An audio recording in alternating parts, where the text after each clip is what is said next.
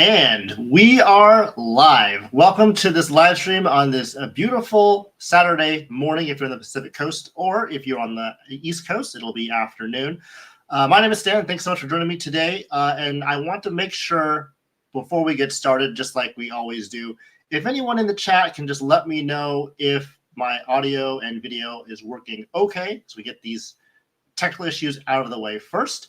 I see we have a few people here already in the live stream. We have Hector's Dad and Travels saying, of course not, regarding the Hilton versus Marriott debate. He says that Hilton's better for budget travelers, maybe, but for elevated, more premium experience, no one is better than Marriott. And these questions are always going to be, it depends on the person, right? And so that is what I think with that. But for the most part, I think he's correct. I would say Marriott does have a lot of great properties, especially at that premium travel tier. Looks like we have a lot of people here coming in. Thanks you, Francis, for saying greetings and salutations. Late says audio and video is great. Awesome. Thank you, Francis, for also confirming audio and video is good. They hate me's in the chat. Good to see you. This should be good. Got my popcorn ready. We got a really good show for you today. I got a lot of great questions.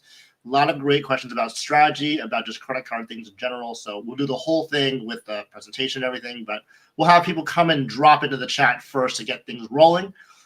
We have our first super chat from my boy, Vincent Pasquale. Vincent, thank you so much for the $1.99 super chat. Merry Christmas. Merry Christmas to you and your family as well. Hope things are good. I know you're also in the Southern California area, and so I'm sure you're really happy with this nice weather that we're having on this brisk morning. Okay, we have Mr. Gibran Espinoza in here. He says that he just got 3 nights at the OG Waldorf Astoria in New York City booked for next year. Can't wait. That is awesome. I hope you have a really great time. I personally have never been to that hotel myself, but any Waldorf Astoria usually is a pretty good deal and usually is a really nice stay. And if you're Hilton Gold or higher, that food and beverage credit's really going to give you a lot of value in addition to those nights you have just booked.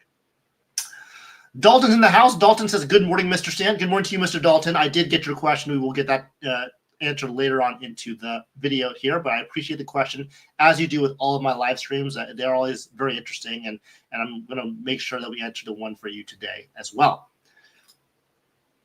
Fanta says, is it just me, or does it sound like his mic is from his laptop instead of his XLR? I hope that's not the case. I'm looking, I already set it into be the regular microphone from what I'm talking to right now. I'll just double check that just to make sure. It's not set to my microphone. It is actually built into here, but let me see if I click this button here. How does that sound? Does that sound a little bit better? If so, let me know, because that way we can give you really good audio, which is what I like to do if I'm just speaking into this microphone for no reason. But thank you for the catch, Fanta. I want to make sure the audio is good, because if anything, that's the most important to me. Oh, excellent. Fanta's a whole lot better. Awesome. I'm happy to hear that, because it'd be hilarious if I just use some random microphone and not the one I obviously spend money on and use all the time. So thank you so much. The audio is much better. It's going to make for a much better viewing experience. And so, funny story, by the way, for those of you who are not YouTubers, it actually turns out audio is much better than video. People are more likely to watch your video if your audio is really good. And if your video is bad, it's like not as bad. But if your video is good, but your audio sucks, like people are more likely to not watch that video. So that's, little thing there. Looks like we have a lot of people say it's a big fixture. Manuel Jimenez is better. DC Gemini says it's definitely better. Professionals obvious saying yes, huge difference. Sope said that fixed it. And then New again says, wow, finally made a live stream, a topic near to me, pooping on Marriott. I'm a Marriott fanboy, okay? I mean, I like both Marriott and Hilton, but, we could have certain sides. Again, this question's always going to be, it depends, but it's always really fun to see. David Williams says, sounds better. Merry Christmas, Stan. Thank you so much, David. I know it's weekend, the holiday weekend before Christmas, so a lot of you are probably busy. But I appreciate you spending the time with me this morning on this beautiful Saturday morning for this live stream. I want to go back here to just say, Gibran Espinoza says, Hilton definitely has better credit cards, though. Also, those 3 nights at the Waldorf in New York City were booked with FNCs. Can't do that with Marriott with their FNCs. Yeah, it's these Hilton FNCs are just straight up money. They're so good. They're so nice because they're uncapped. And except for the exclusion list that's pretty small, you can use them at any property you want. So you can get as much value or as little value as you want, depending on what property you book. But any value is better than no value because if they expire, then obviously they have no value. So definitely want to use them if you could use them for anything. My buddy says, RemGB says, happy holiday, Stan, to you and your family. RemGB, you as well. You and I go way back to when I first started my channel. I remember when you, looked at the Bank of America Premium Rewards Elite Credit Card with me when it first came out. It was really, nerding in on that. And now we're doing the same thing with the US Bank Smartly Card, which is one of the questions you did ask me during the community post. So we'll get to that question, of course, as well. Going back down here, Tim McDonald says audio very important these days. Yes, I tend to agree. Vince Alvarez says Hyatt is better than Hilton. Travel a bunch for work, and I'm going to try to maintain titanium and globalist status in 2025. What I've noticed is that maybe you're discussing this based off of point redemptions, which if that's the case, I don't know what the metric is you're using for what's better or worse, but for point redemptions, I think Hyatt is the best. Hilton is probably the second best, and Marriott is the third best. Marriott, their program isn't really that great. Their really claim to fame is going to be the amount of properties you can stay at where you want to be. So if you're going to some location, there's a big chance that there's going to be 3 to 5 properties that are Marriott that you can choose from, as opposed to Hilton where there'll be like 2. At Hyatt, there could be 0 to 1. So that's kind of what Marriott's really known for, is their availability and also the quality of their higher tier properties, as Hector Dad and Travels had mentioned to us too, also known as Leo Prito. Titanium status is easy to get, from my opinion, because of the business and brilliant elite night credits that can stack on each other if you want to go down that route. Globalist actually is much harder to get, and so if you had a choice between Globalist and Titanium, I think Globalist is probably going to be better, just because not only do you get Globalist, but you can also milestone your way up and get things along the way. Not to say that you can't do that for Marriott, but they're just not as good as what I would say with Hyatt. B4 Len says, with the recent changes to the Wyndham Earner business card and Caesars partnership ending, do you see this card still having the same value to someone who travels to Vegas 3 to 4 times a year? I'm going to go ahead and say no, unless you stay at a Wyndham property in Vegas, and that's a different story. It still has great earnings, like that 9x on gas multiplier and some other elevated multipliers, but the biggest thing for this card was going to be that status match with Caesars, and if that's gone, you have to find a different way to get that sort of benefit, and I don't know if there's anything out there right now that will do the same. Professional says Conrad Osaka or Waldorf Astoria Osaka, which would you choose? I don't know, because I haven't seen either or stayed at either of those properties. So I would just say whichever one is closest to where you want to be in Osaka. Both are higher tier Hilton hotels, so I would imagine they're both very nice. I just don't know the subtle differences that would make it one better than the other. Alex Mils, I'm sorry, I'm going to butcher your name here. Milosevic is here. Hey, is there any good hotel credit card for a person that travels 4 to 6 times a year, only in the US, have reserve and with love with Hyatt, of course. So it's a good question. When I look at hotel credit cards, it really is a matter of the benefits you'll be using. And so if I were to take any credit card portfolio that I think is great for the regular traveler, it would be Hilton, and I would say that Hilton Surpass is a great one to choose from. The reason why I say that is that it gets you that Hilton Gold status, which gets you the food and beverage credit, which gets you a lot of value when you stay at those properties, depending on how many nights you stay. When you stay 4 to 6 times a year, it could be a lot of value. If you stay with 2 people and you go to breakfast every morning, that's a lot just right off the bat. Secondly, if you space those 4 to 6 hotel trips off, each quarter, you can take advantage very easily of that $50 Hilton statement credit without even have to buy a gift card. And so, but from that perspective, you already cancel out the annual fee of $150 and then also get that extra 50 from the 4th quarterly credit as well. So you're actually getting net positive value. That's actually one of the questions we're going to answer in today's slideshow. So keep that in mind, but that's what my recommendation would be, just based on, your question here. Typical says, but Marriott is great if work pays. I tend to agree. Absolutely. It's always nice if someone pays for you. Curbsy says, as someone who is still building their credit card setup and doesn't really care about hotels since I only sleep in them, is it worth getting the elevated offer on the Hilton card to book cheap hotels? Now, I don't know which elevated offer you're talking about, but I imagine the only one I can see, well, that's not true. I think there is one for the personal cards too. There's definitely one for the business card, but assuming there's one for the Hilton credit cards too, it I think it's fine if you want to go for it. My thing with Hilton credit cards is I tend to wait with them and get the welcome offer when you have the one that has the free night certificate. That one is the one you want to go for every single time, because even though they give you a high amount of points, the points don't expire. I kind of get that. But if you have trips coming up in the next year and you can use that free night certificate, I would 100% just wait to get that card when that welcome offer comes out, which it will come out sometime in 2025. We just don't know when that's going to be because it happens every single year. Kuma says, I made it. Welcome. I love your icon, by the way. I think it's very cute. And so kudos for that. Marriott's biggest weakness is the slow and buggy website. Yeah, it is. It's slow. I don't think it's any slower than the other websites with Hyatt and Hilton, at least not to my experience. But it definitely is slower when they load all their properties. And one thing I like about their website is that you can check this box that says include taxes and fees, and so you can really see the amount of money you're spending total on the website, on the hotel, not just like the room rate without the other stuff. Kuma asks, do you recommend Marriott if I'm already a loyal Hilton member? I think it's always fun to dip your toe in a different pond if you want to see if that's helpful or better for you. Hilton's already a very strong program, and so if you want to stay with that, I think that that's totally fine. There's a lot of great redemptions you can do at the Hilton properties, but with Marriott, there are differences in the sense that there's a lot more options, and depending on the kind of travel you are, they may be more frequently in the area that you want to travel to. So if that's the case and you want to try it out, I say go, by all means, definitely do so. There are a number of credit cards you can start out with that. The one I always like to recommend is the Bonvoy Boundless credit card.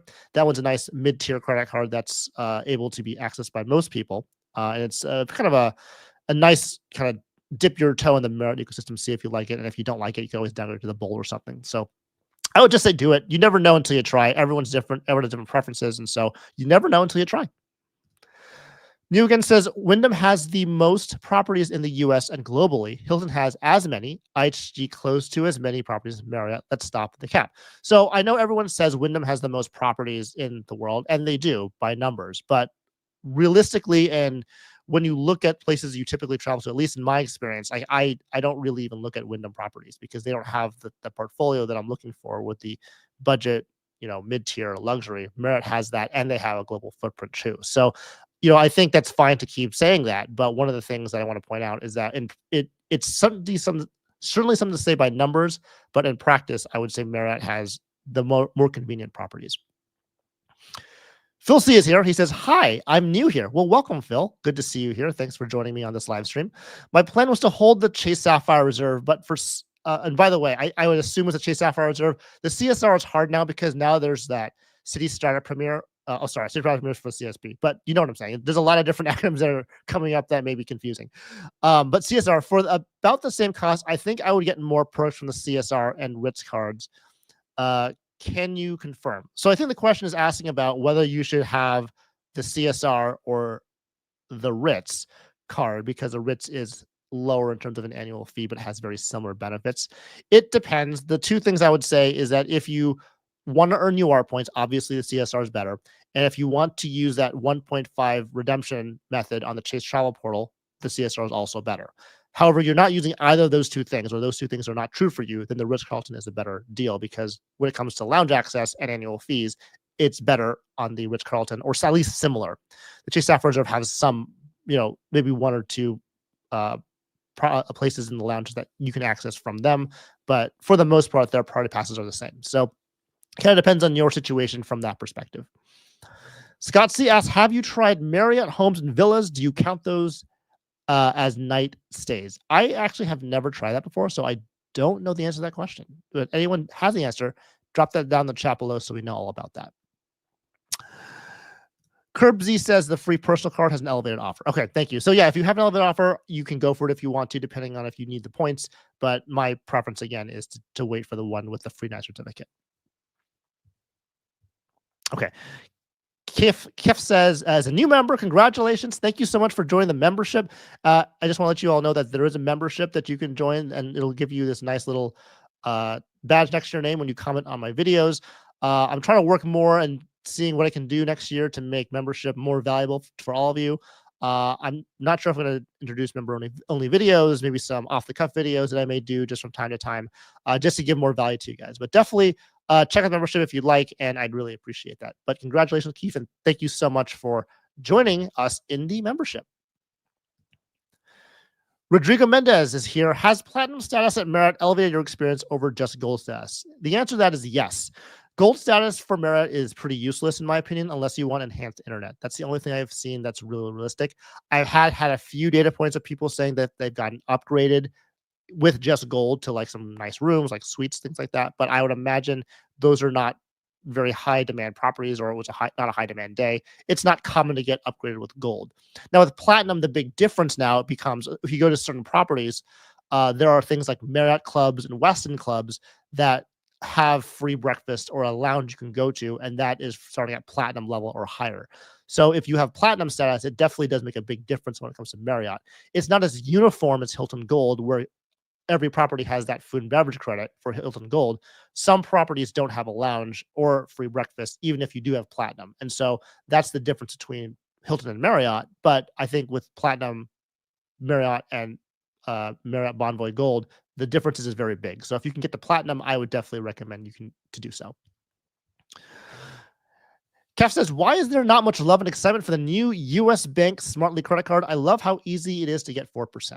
I think it depends on where you're coming from. So if you have $100,000 to put somewhere, then of course you'd be excited about it, but not everyone has that option. And so that's basically the reason why it's not as, it was not as excited about it. Now, of course, there's also the whole thing with you put it in the savings account versus the brokerage account. And so obviously the brokerage is going to be better, especially if you can waive that $50 annual fee. A lot of talk about that. The terms and conditions still say 250K assets or above, but there are people on Reddit that say, I've talked to customer service and they just say it's 100K or more. And so I'm going to go with 100K or more just because I don't see a reason why not, because it's becoming more and more common that people are saying it's 100K or more, like RemGB, for example, just got the Smartly credit card and said that. So there's certainly ways to get that 4% easily if you have those assets available. But if not, it's really just a 2% card. But if you want to put like 5,000 in a savings account for whatever reason, that would bring it to a 2.5%, but probably not worth it at that point.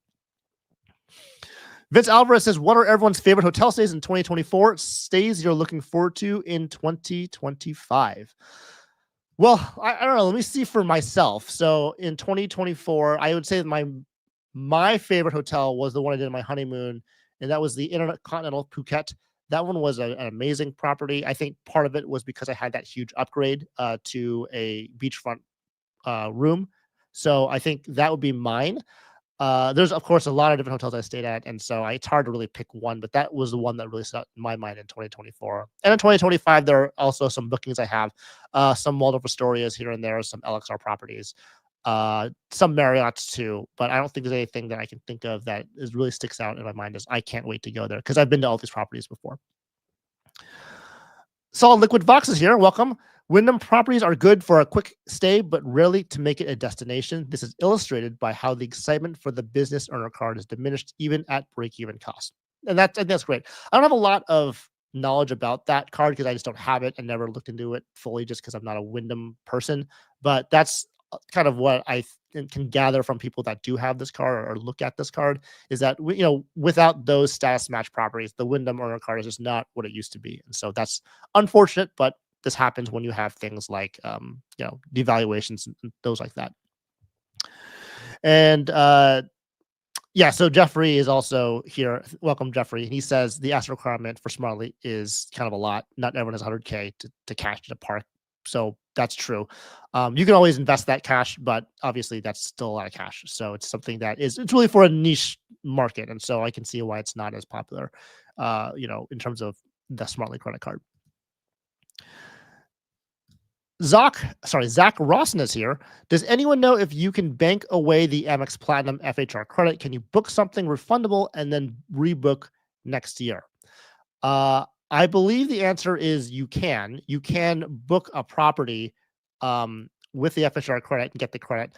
I don't know if you can refund it in cash and have that still stay. They may just claw back the $200 credit because I've never tried that before. I don't know if there's another way to refund the hotel stay with like points or something. That may be a possibility. If you do like a pay and points, I don't even know if that will trigger the credit at all either.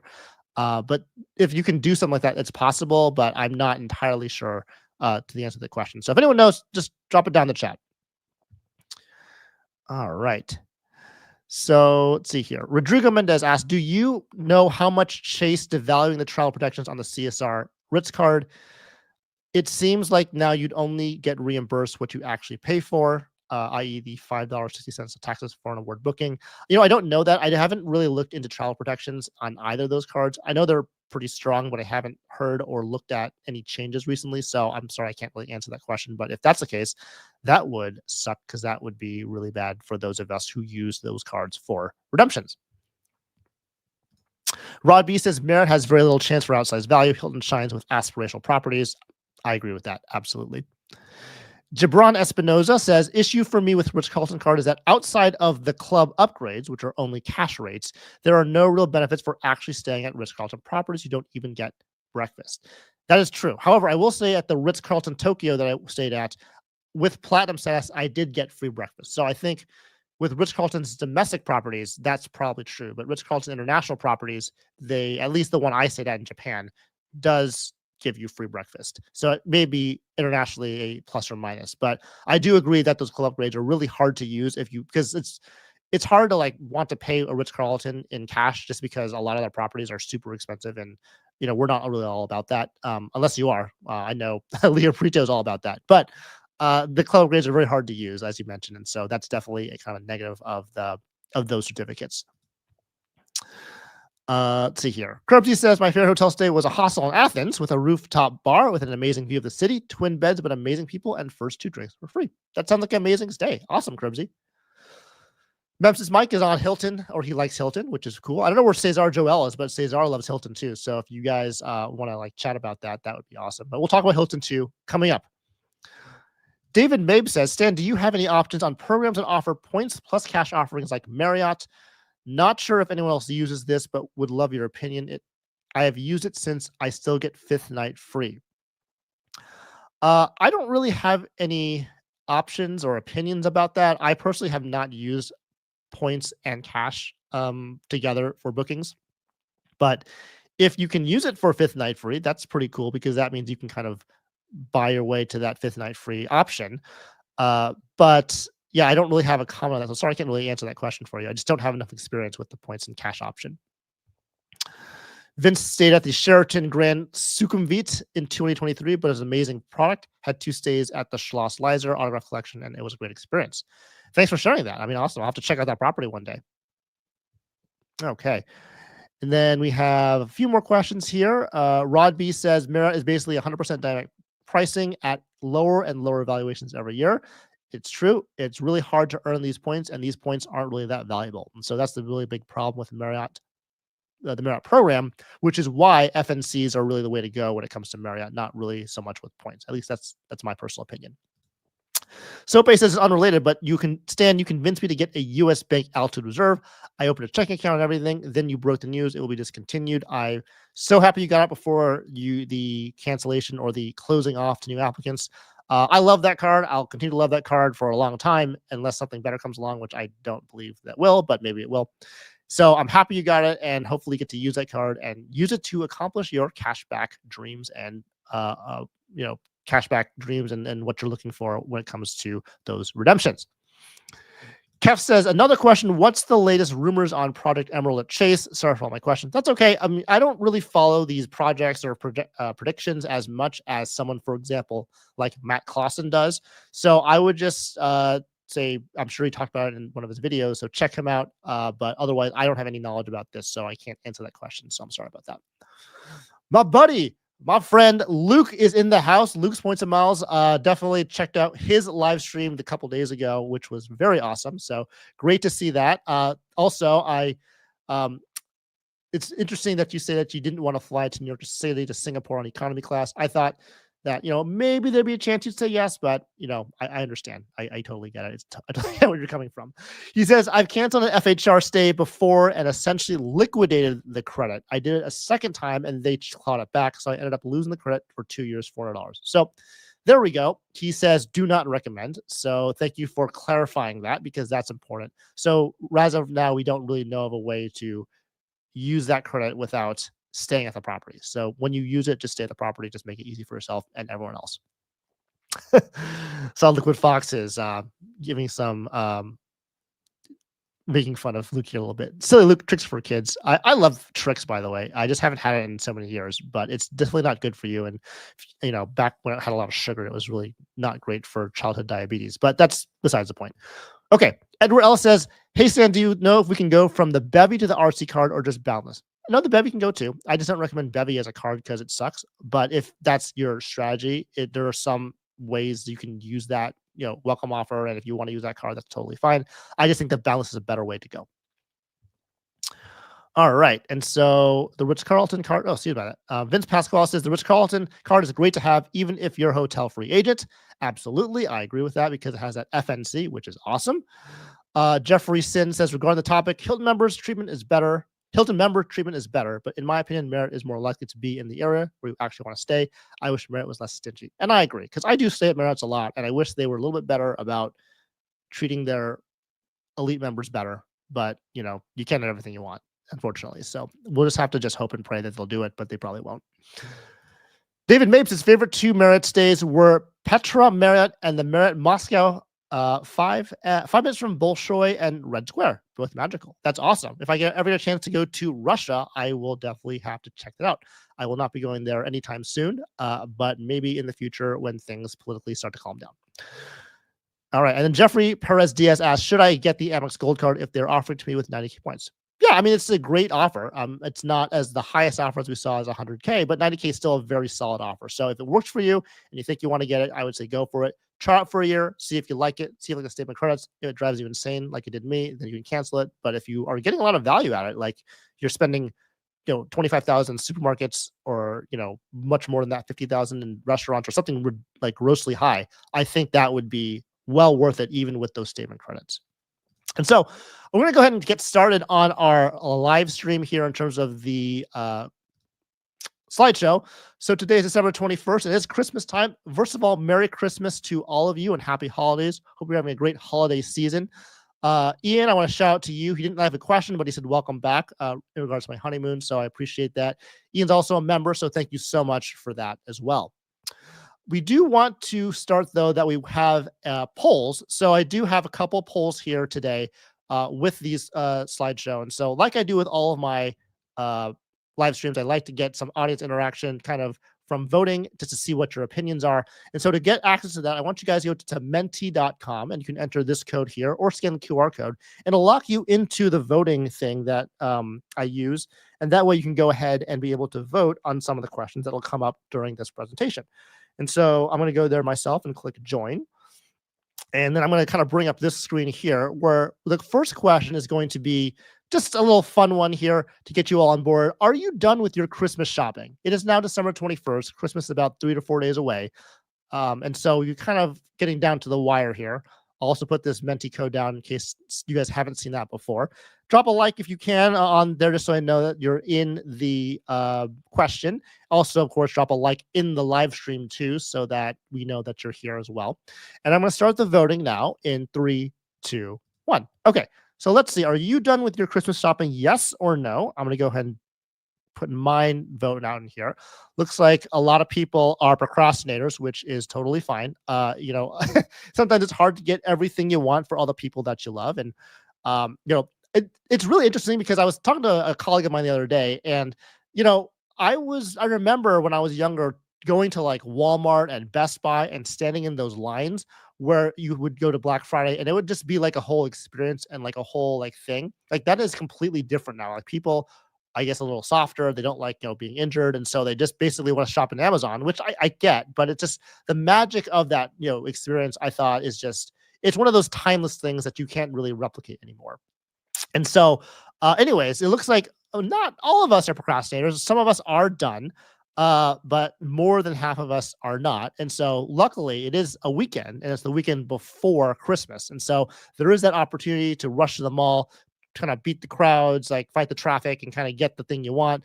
I don't know if there's any kind of toy this year that is like I gotta get this toy, like Nintendo Switch when it first came out, or the Furbies back in the day. There's all these things that are like the it toys. And for me, I don't have any kids, so I don't really follow that as much. But I wonder if there's any kind of toy that's kind of hard to get that you want to get this year. I don't know. Anything like that? Drop it down in the chat. Okay, so we ended the polling here. Looks like for the most part, a lot of you do. A lot of us have not yet finished, but some of us has. So best of luck to all of you with your Christmas shopping, and I hope you get what you want. And I hope you all have a very Merry Christmas, Happy New Year, as well. And so I want to go ahead and go back to this screen here.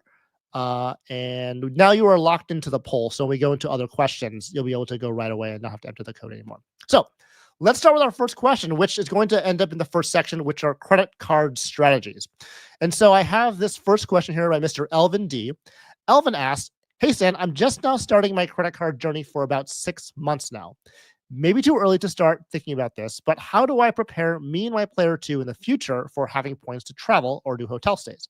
I don't personally mind having multiple credit cards, but my player two likes simplicity. We both have to have the same credit card issuers, different? Does it make sense to have it tailored to a certain hotel chain or airline, or have a mixture of all? I'm curious about hearing your thoughts." Well, first of all, Elvin, welcome to the world of credit cards, points, and miles. I assume that you are doing all the right things, which is paying your bills off on time, making sure that you don't spend more than you earn, and all those like very important financial things first.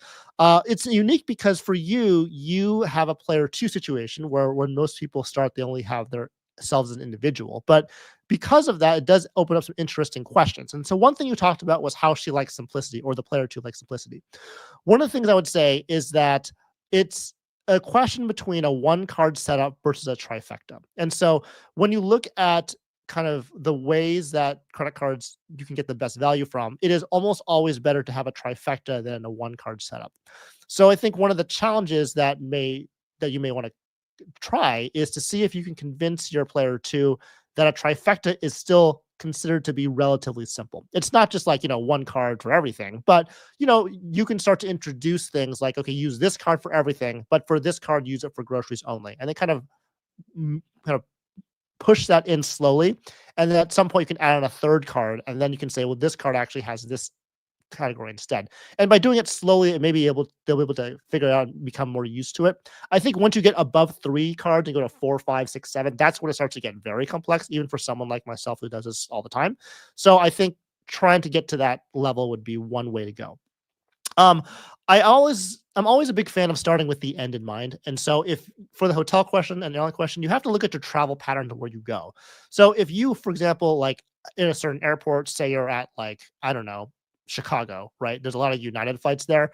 Maybe you want to have a United card, possible. Or you want to not have a United card because it's too busy and you want to get a Delta card instead because that's something that you fly otherwise, because you want to avoid all the massive like problems that happen when you have a big hub like that. Those are some things to think about. Hotels, same thing. Wherever you want to travel to, do you find that there's a lot of Hiltons there, Marriotts, Hyatts? Do you mind having one Hyatt and that's it? That is the best way to redeem stuff. But do you stay at Hyatts? Do you want to stay at Hyatts? That's going to be a question too. So for the most part, I would say test the waters first with one issuer. So when I say that, I would say go with either Chase or Capital One, which I would think would be the best way to start them up. The Chase trifecta is a good starter setup, and the Capital One Duo is a good starter setup. And so if you want to choose one of those, that may be helpful to start to kind of get used to the earning points and miles and earning them in a way that is maximum for you, and then figure out how to redeem them, because that's the second part of the equation, which may be something that you may not do as often as you think you would. Now, in terms of you and your player two getting something that's different or the same, I mean, the way my player two and I did it myself, or my wife and I, is that I got one set of cards and she got the other set of cards. So I have mostly Amex cards and she has mostly Chase cards. And so when we get to the point where we need more points, we can now cross refer each other to the other cards. And so the reason why that's nice is because I've never had the Chase cards she's had, vice versa. She's never had the Amex cards I had. So I have a lot of redemption or a lot of referral opportunity. And also it gives you a chance to try out two different setups at the same time from you versus her, player two. And then that's another way you can kind of figure out what's the best thing for you too. And these setups aren't very costly. The Cat 1 Duo obviously has more, but with an annual fee of $395 versus the $95 Chase Trifecta. But those are what I would recommend to start out with. And then lastly, obviously I'm all about starting wide and narrow down. So like I said before, if you start with a lot of issuers and you find that one's better for you, you'll start to narrow down and start to focus more of your spend on that one issuer. That's kind of generally speaking how I would go about this. There are exceptions, of course, but that's how I would go with that. So hope that answers your question.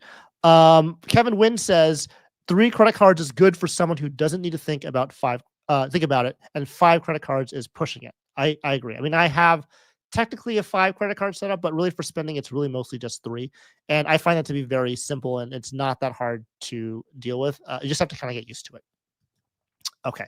So the next question we have is going to be from Peter. Now, Peter left this email for me and was willing for me to go over it. I think it's an excellent question. Brings up a lot of interesting dynamics that we don't really think about when it comes to credit cards. And I'm really excited to talk about this. So let's go ahead and get started. So he says that he's a recent fan of mine and he likes the content I provide. He is okay with using this in the video, but he wants my opinion and perspective on my credit card, on his credit card wallet, and what he could change or upgrade. So he has the Amex Bonvoy Brilliant, the Amex Hilton Honors Surpass, the Chase World of Hyatt Visa, and the Citi Costco Visa. And so just as a picture reference, this is what that would look like. And so I did organize this in a certain way to kind of point out that there's going to be a theme in this live stream where we talk about core credit card setup versus secondary setup. So for him, and we'll kind of get into more detail with this when we go down his description and then his questions, but he uses his Amex Surpass as his primary card and the Citi card for Costco. But the Bonvoy and the Hyatt sound like they're more cards for benefits. So that would be a part of his secondary setup. So from this, the way I've laid it out, the primary core credit card setups are on the top and the secondary on the bottom. So we'll come back to this. The summary of his cards and more context is helpful too. He says that he recently got the Amex Marriott Bonvoy Brilliant because he's a lifetime Gold Elite member and close to lifetime Platinum. And we'll go into that in more detail in a little bit. He thought he'd do it anyways. He does a lot of traveling for business and stayed at Marriott's back then. He got the Hilton Surpass a couple years ago and now uses as a primary because the multipliers are to the point that he is a diamond member with Hilton because he does spend that $40,000 a year on this card. So I want to comment on that in a moment. I find myself staying at more Hiltons than any other property. I recently got the Chase World of Hyatt because I've noticed for a while that the point redemption seems to be pretty good, but I know Hyatt doesn't have a lot of properties compared to the other 2 hotel brands. He also does like their top tier brands in Hyatt. For the Citi Costco Visa, he's a member of Costco and shops there frequently for a while, so he likes the cash back on that, and that's totally fine. So when we look at his questions now, and I apologize for the length of this, but we'll kind of summarize it at the end.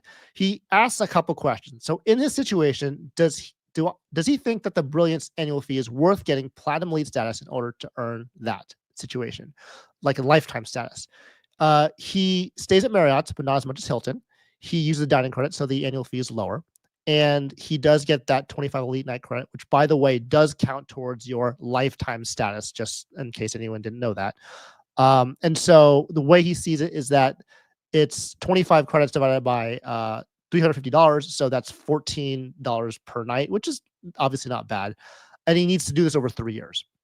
The second question is adding the green card after the Bonvoy Brilliant, after he cancels that, as what he calls to be a primary or backup primary credit card. So I don't know if that's something we want to do or not. So we'll talk about that too.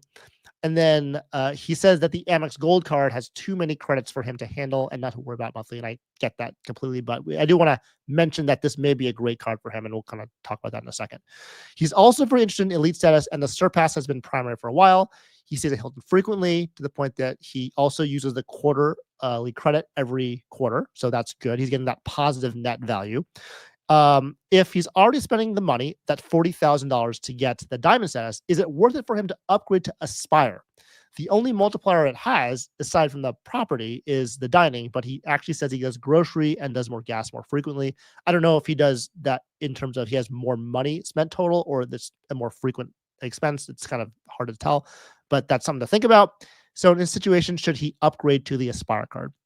And lastly, he just mentions that he wants to keep the Hyatt card because he gets that free lunch certificate. And then he also wants the Costco card because he likes shopping there, which is totally fine. We'll also address that a little bit. So just to summarize, should he get the Aspire card? Should he keep the Brilliant for 3 years for lifetime platinum status? And should he replace the Brilliant card with the Green card? Those are 3 questions. I have a bonus Costco dealio at the end. So the first question is about the Aspire card. So when we look at the way he uses the Surpass card, we always talk about how, well, it seems much better to have the Aspire card for Diamond because it only costs you $550 for the Diamond as opposed to $40,000 spent on a Surpass card, which seems to be such a wide variation of spending on things. So that's usually true for almost everybody. But I think in his specific situation, the Hilton Surpass card is actually a great primary credit card to use. And I've actually thought about using a Hilton Surpass card as a primary myself too, just because it has a lot of those great multipliers and you can get a lot of good value from the points you earn from it. You can do better, absolutely. But for simplicity purposes, that's actually not a bad idea. So in my mind, the Hilton Surpass is a core credit card, i.e. something you use for spending, whereas the Hilton Aspire card is a secondary card, which is a card you use mainly for the benefits. So that first certificate, the Hilton Diamond status, all the credits, that's fine, right? So when we look at his setup again, the top 2 cards are going to be for spending and the bottom 2 cards are going to be for his secondary setup.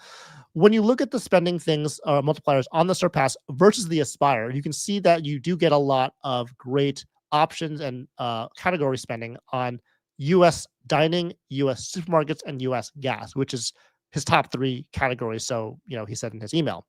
And so you don't have the same abilities or you don't have the same categories available on the Aspire card because it's just not, they just don't have them. So those sort of everyday categories are not existing on the Aspire card.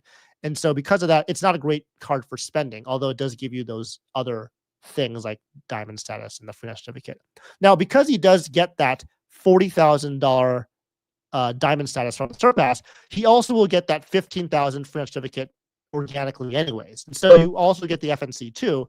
So we have to keep that in consideration as well, which is really nice.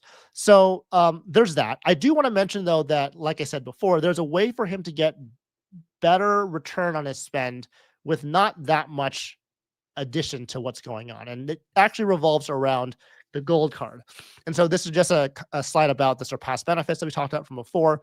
But for him, for the gold card, they actually can help him get a lot more points if he wants to kind of do the work for them. And the reason why I say that is because for him right now, he has the Hilton Surpass card. He uses all 4 quarterly credits. So instead of the annual fee being $150, it's actually net positive 50 for him because he's actually using them organically and getting them done, and then getting all the benefits of the points, and getting the FNC and getting diamond status. So he's really thought this through. So I'm actually really impressed by how he did that, and it's really a simple card. And so Vincent also agrees. He says that Surpass can easily be your 1 card workhorse for most of the year if you're spending towards that free net certificate, and I absolutely agree to that. So that's definitely another 1 card setup to consider.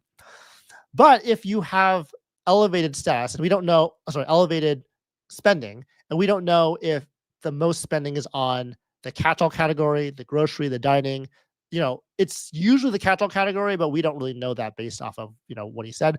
But if it, for example, was dining and groceries as the highest category spend, the Amex Gold card would actually get you more value, and I'm going to explain to you why in a second. So you could think about doing an Amex Gold, Citi Custom Cash, and Amex Blue Business Plus, and then use those MR points earned to transfer to Hilton and get more points that way. Similarly, if you have dining and gas as your highest expenses, you could use the Amex Business Gold card, and then use the Capital One Saver card to cover the groceries and the Blue Business Plus to cover everything else. Oh, by the way, the second one, the dining groceries, the City Custom Cash will cover the gas. So you'll cover all three of those everyday categories at some high level. But, this may be a way for you to earn more Hilton points.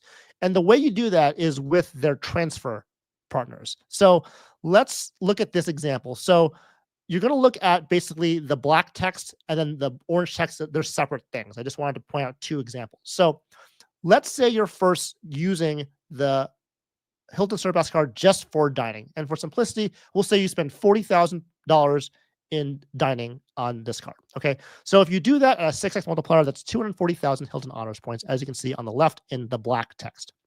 If you have the gold card, which gives you 4x on dining, which has a $50,000 cap on it now, but this example is fine. If you spend $40,000 on the dining, on the gold card for dining, that's 160,000 MR points.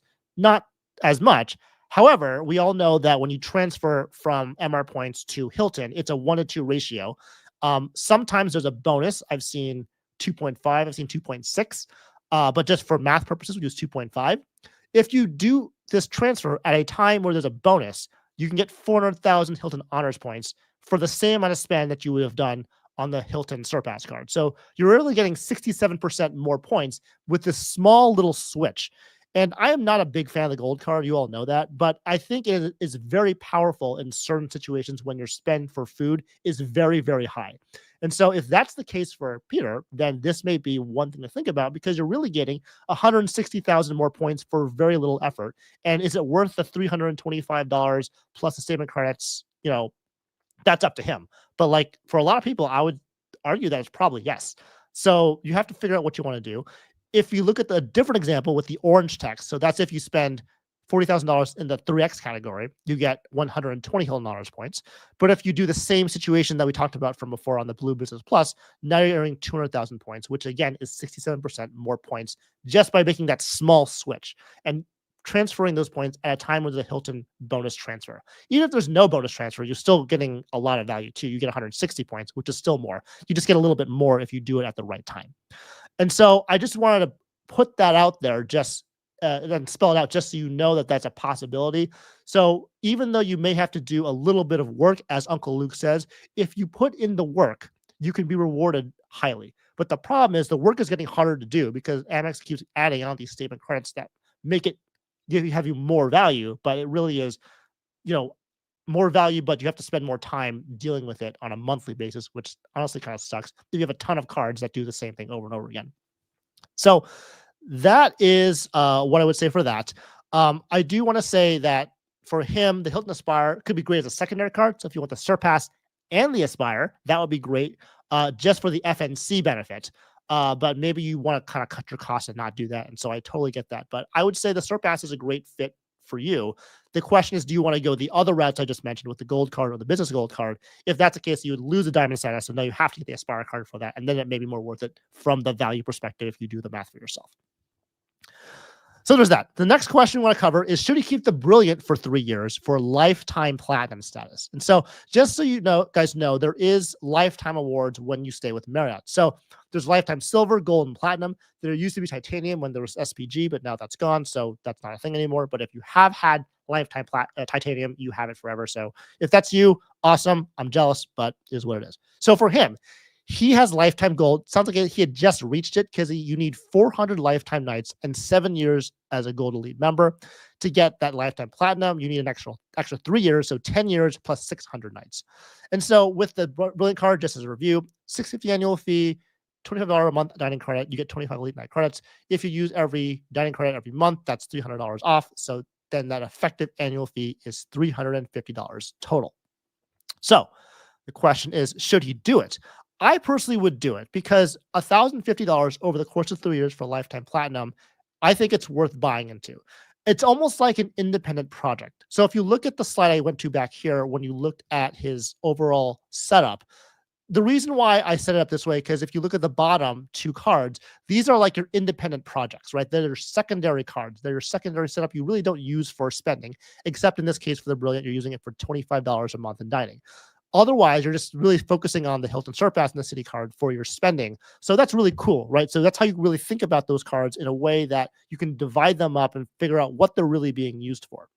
And so back to that slide,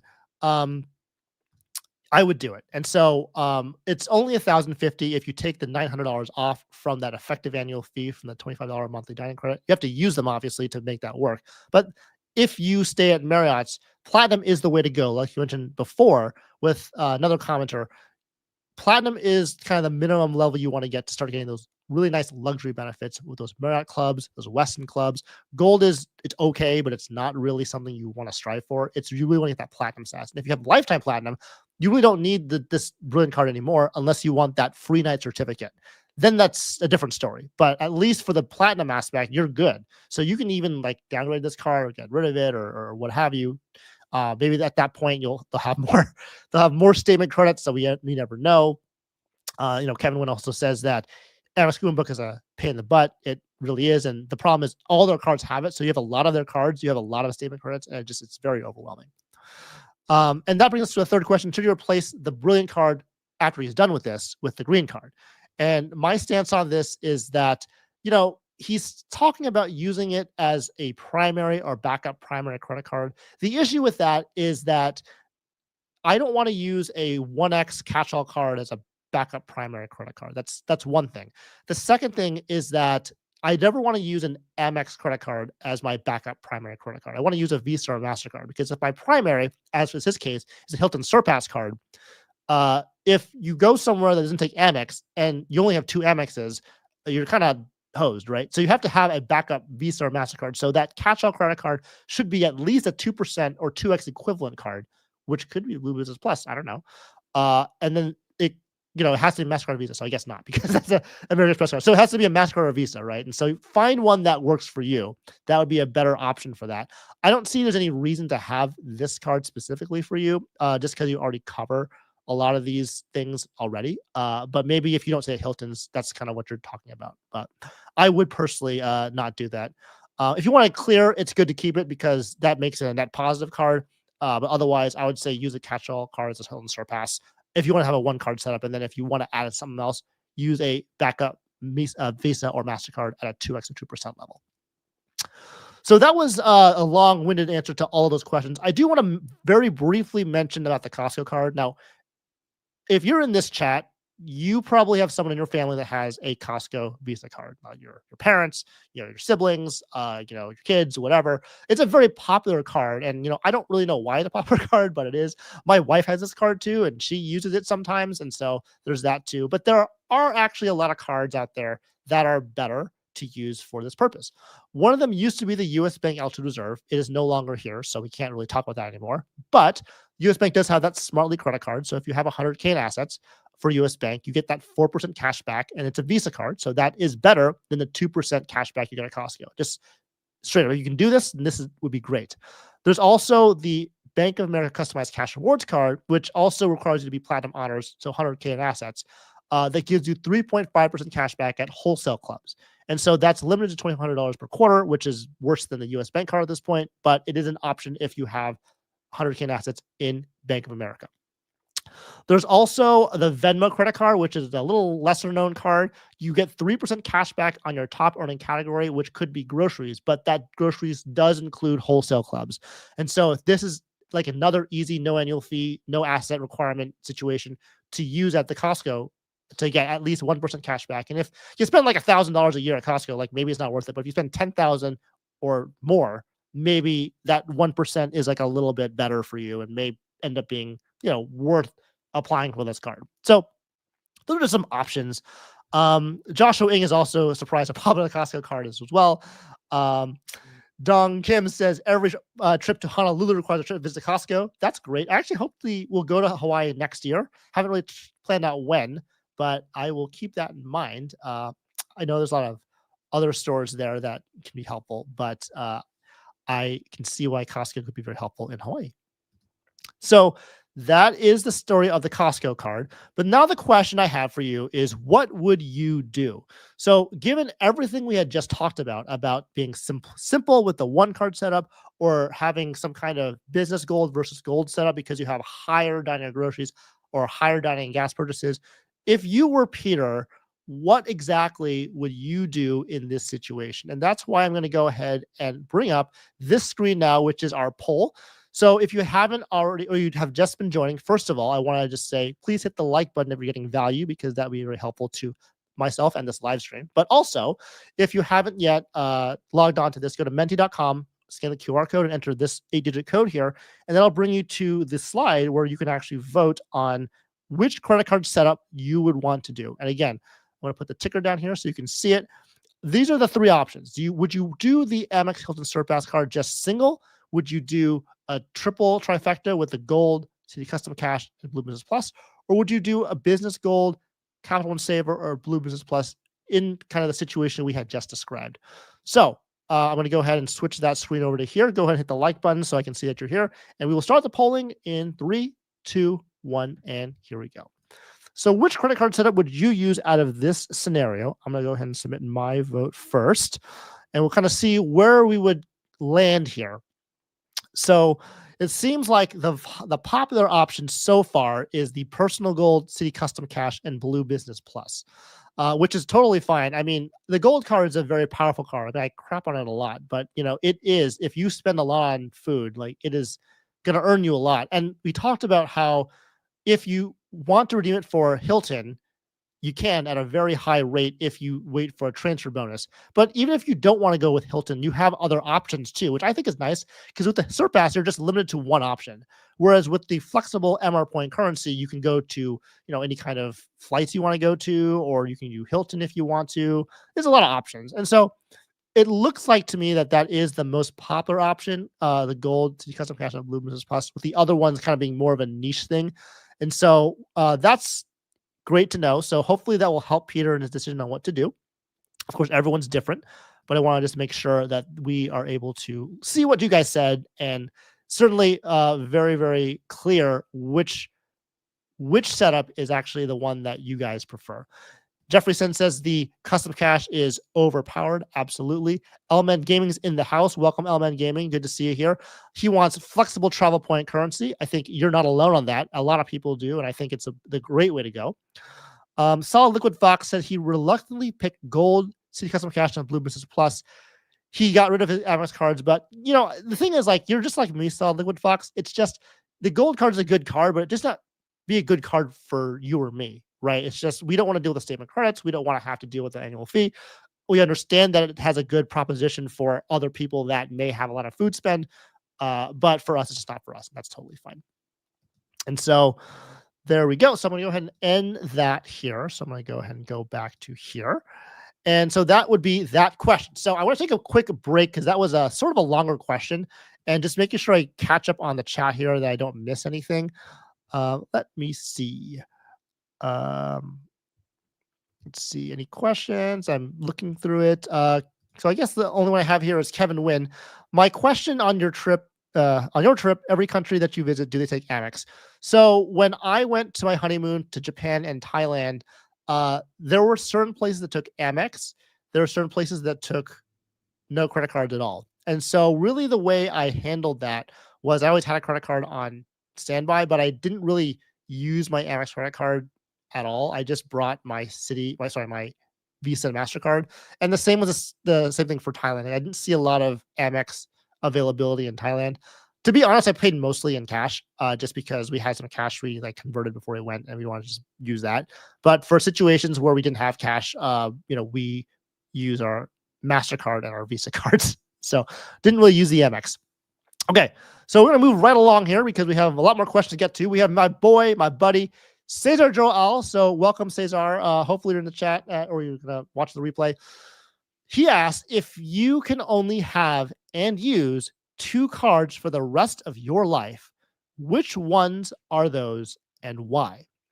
And so what he's asking is, what 2 cards would you really use? And so it's interesting because it's different than the 1 card question you typically get. Because with 1 card, it's a whole different set of things you have to think about. But with 2, you have a little more flexibility, more options. And the way I look at it is, if I have 2 cards, I get to have 1 card as a core and 1 card as a secondary. So that means 1 card I get to use just for spending, or primarily for spending. And the second card I'm going to use for primarily benefits. maybe from spending if I need to, but not really. Now, it's a question devoted or directed towards me. And a lot of you do watch my channel and know me, I hope, pretty well when it comes to the credit cards I prefer.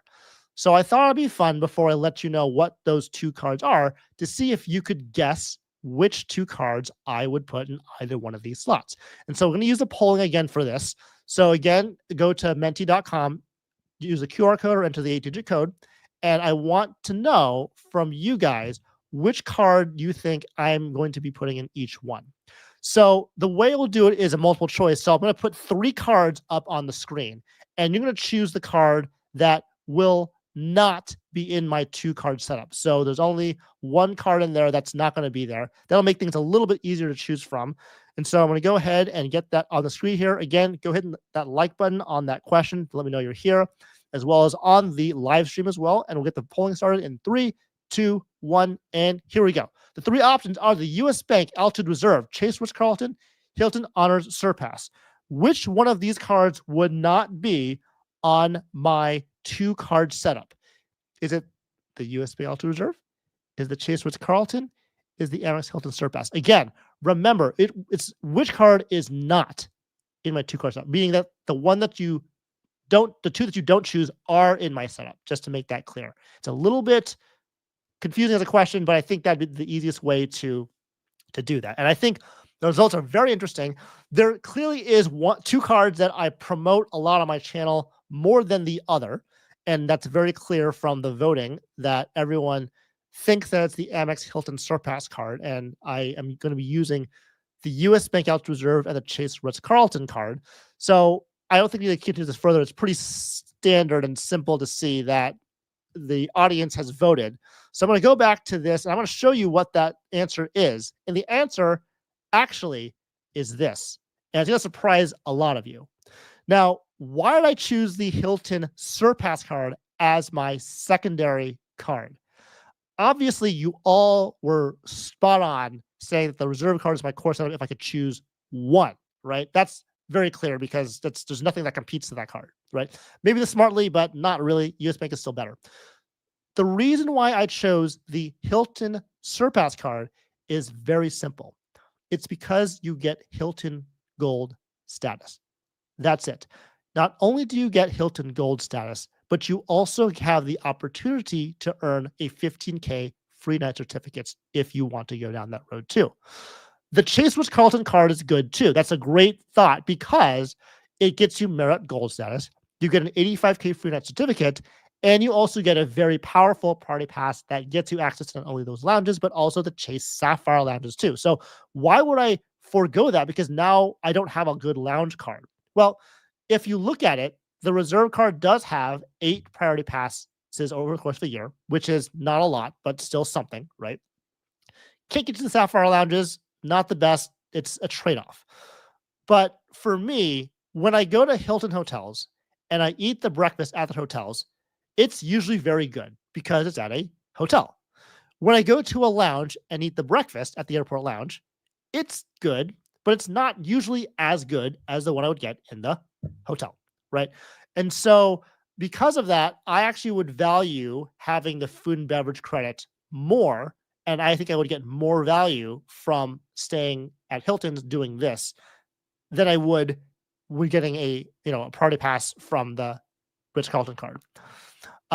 Josh Ng also says that doesn't the Ritz also have that $300 credit, or I misunderstand? No, you do. That's true.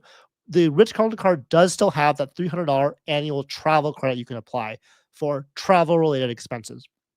But this is not a question about which annual fee is better or which you get more value from. It's like, which one would I want if I could only choose 2 cards? Obviously, if I could have 3 cards, I'd want the Ritz-Carlton card. That's clear. But the question wasn't what 3 cards do you want, which 2 cards do you want? And so you have to weigh the pros and cons in your mind. What is better for you? And even though I don't talk about the Surpass card a lot, and I am much more in favor of Marriott, if I could choose, I would choose the Hilton in this particular scenario because of the Surpass card and how powerful it is. Jake Baudet asks, is the current $165K offer good for the Hilton Surpass, or recommend waiting until the elevated offer has that free night like the offer in summer of this year? So I don't know if you were here earlier, Jake, but what I mentioned is that when I go for Hilton welcome offers, and I'm right now at the surpass level because I got the Hilton honors this year, I would always recommend waiting for that free certificate welcome offer. I think there's a lot of value to that. I know that there's an expiration date of a year, but if you can use it within a year, I think it is a much better value than having any kind of elevated point offer. So I personally would wait unless you have some really strong urge to get that Hilton Surpass card.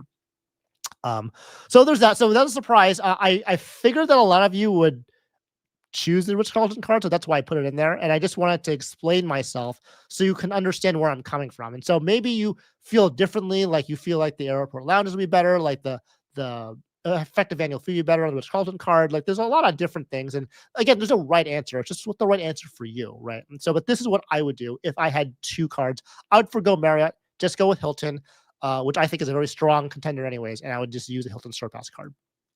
So, all right. So we're going to move on to our next topic, which is section 2. That's on points redemption. So I was going to focus a lot on my honeymoon trip and some other related questions like that. And this is from a question from my buddy, Uncle Luke, who hopefully is still here, but maybe not. If he's not, then hopefully he'll see this on the replay. Sandy has to know, on a scale of 1 to 10, how much did this honeymoon award redemption change the way you see not only your card earnings, but did it change your perspective on cents per point? So as you all know, I had this old video where I talked about how I don't really care about cent per point value with the asterisk next to it. Like, I think it's good to know what a standard redemption should be or what is a bad versus a good redemption. But once you get into the good territory, you don't need to really use your cent per point, your points for like the highest thing you can get every single time. Just get a good enough redemption to where you want to go and have a good time where you want to be, right? Because it's the experiences and the memories that are important, not necessarily the points. Now, having said that, you don't want to redeem your Amex points for cash back, right? So there's things that are bad, and that's why CPP is good to know about, but it's not something you need to really focus on to get like 10 cent per point, 15 cent per point every single time. And so the reason why he's asking that is, I did this video where I redeemed 1.5 million points for my honeymoon. And this is something that is, how do you get that many points? I did save for multiple years for this particular redemption. So I did have a bank of points to come from. And so that's why I was able to do that. And it was a lot of planning. But ultimately speaking, that breaks down to a $40,263.27 value after using 733,000 MR points, 520,000 Bonvoy points, and 244,000 IHG points. If you want to see what that breakdown was specifically for what things, I put that in my video that I just showed in the last slide. So that was what happened, right? And so what he's saying is that, well, Stan, your credit card setup is this. And it's no secret because it's been the same way for the past year. It's the Altitude Reserve, Built MasterCard, Customized Cash, and the Premium Rewards Elite credit card. Only one of these cards earned a transferable currency. So if that's the case, because you had such a great time on your honeymoon, it was a good redemption. You had a lot of experiences with hotel upgrades and first class cabins, business class cabins. Do you think you want to add more cards, more point cards to your setup? And if so, should I change my setup in 2025 to earn more points?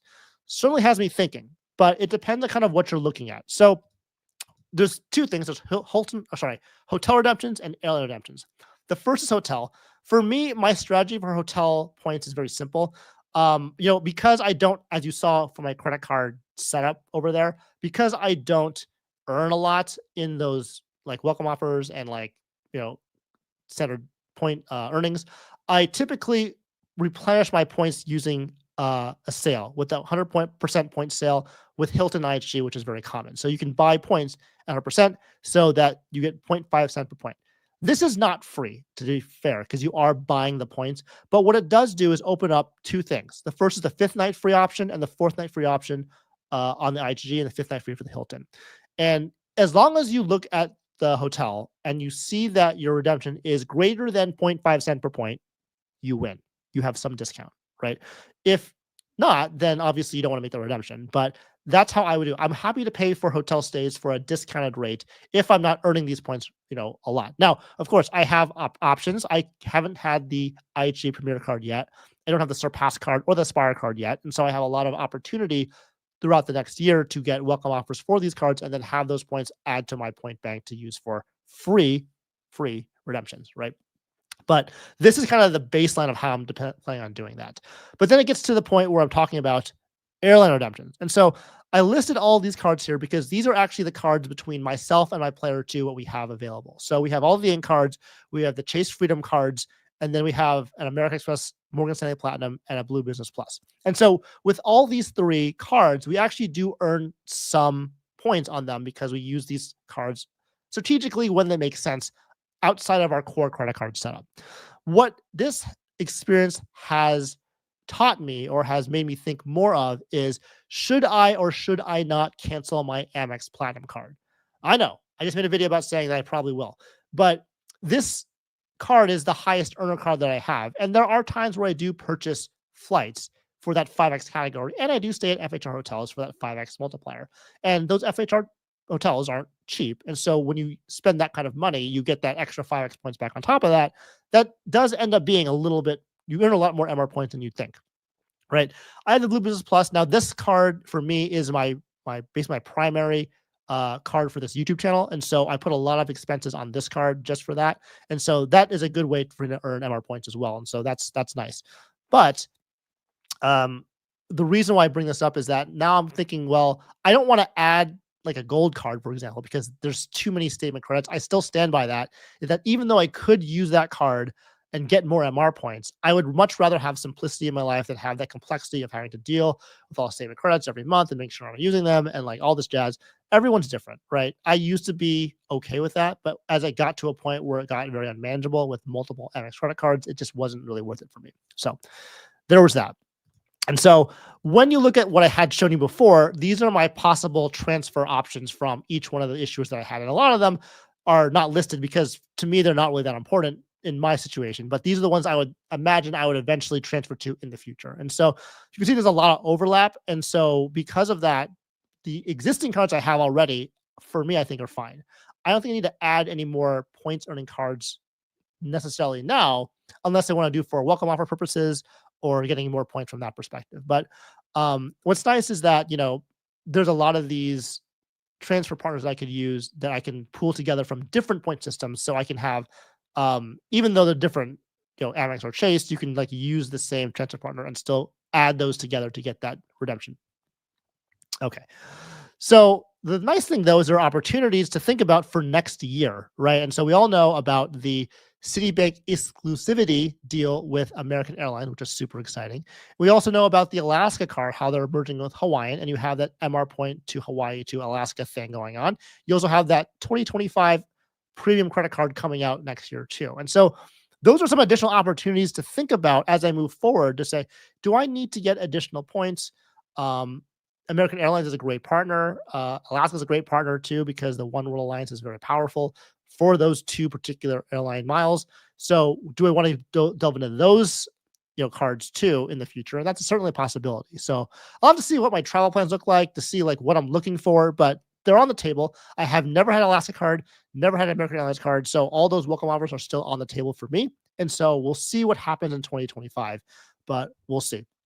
But that's really exciting to see that there are a lot of things to look forward to in 2025.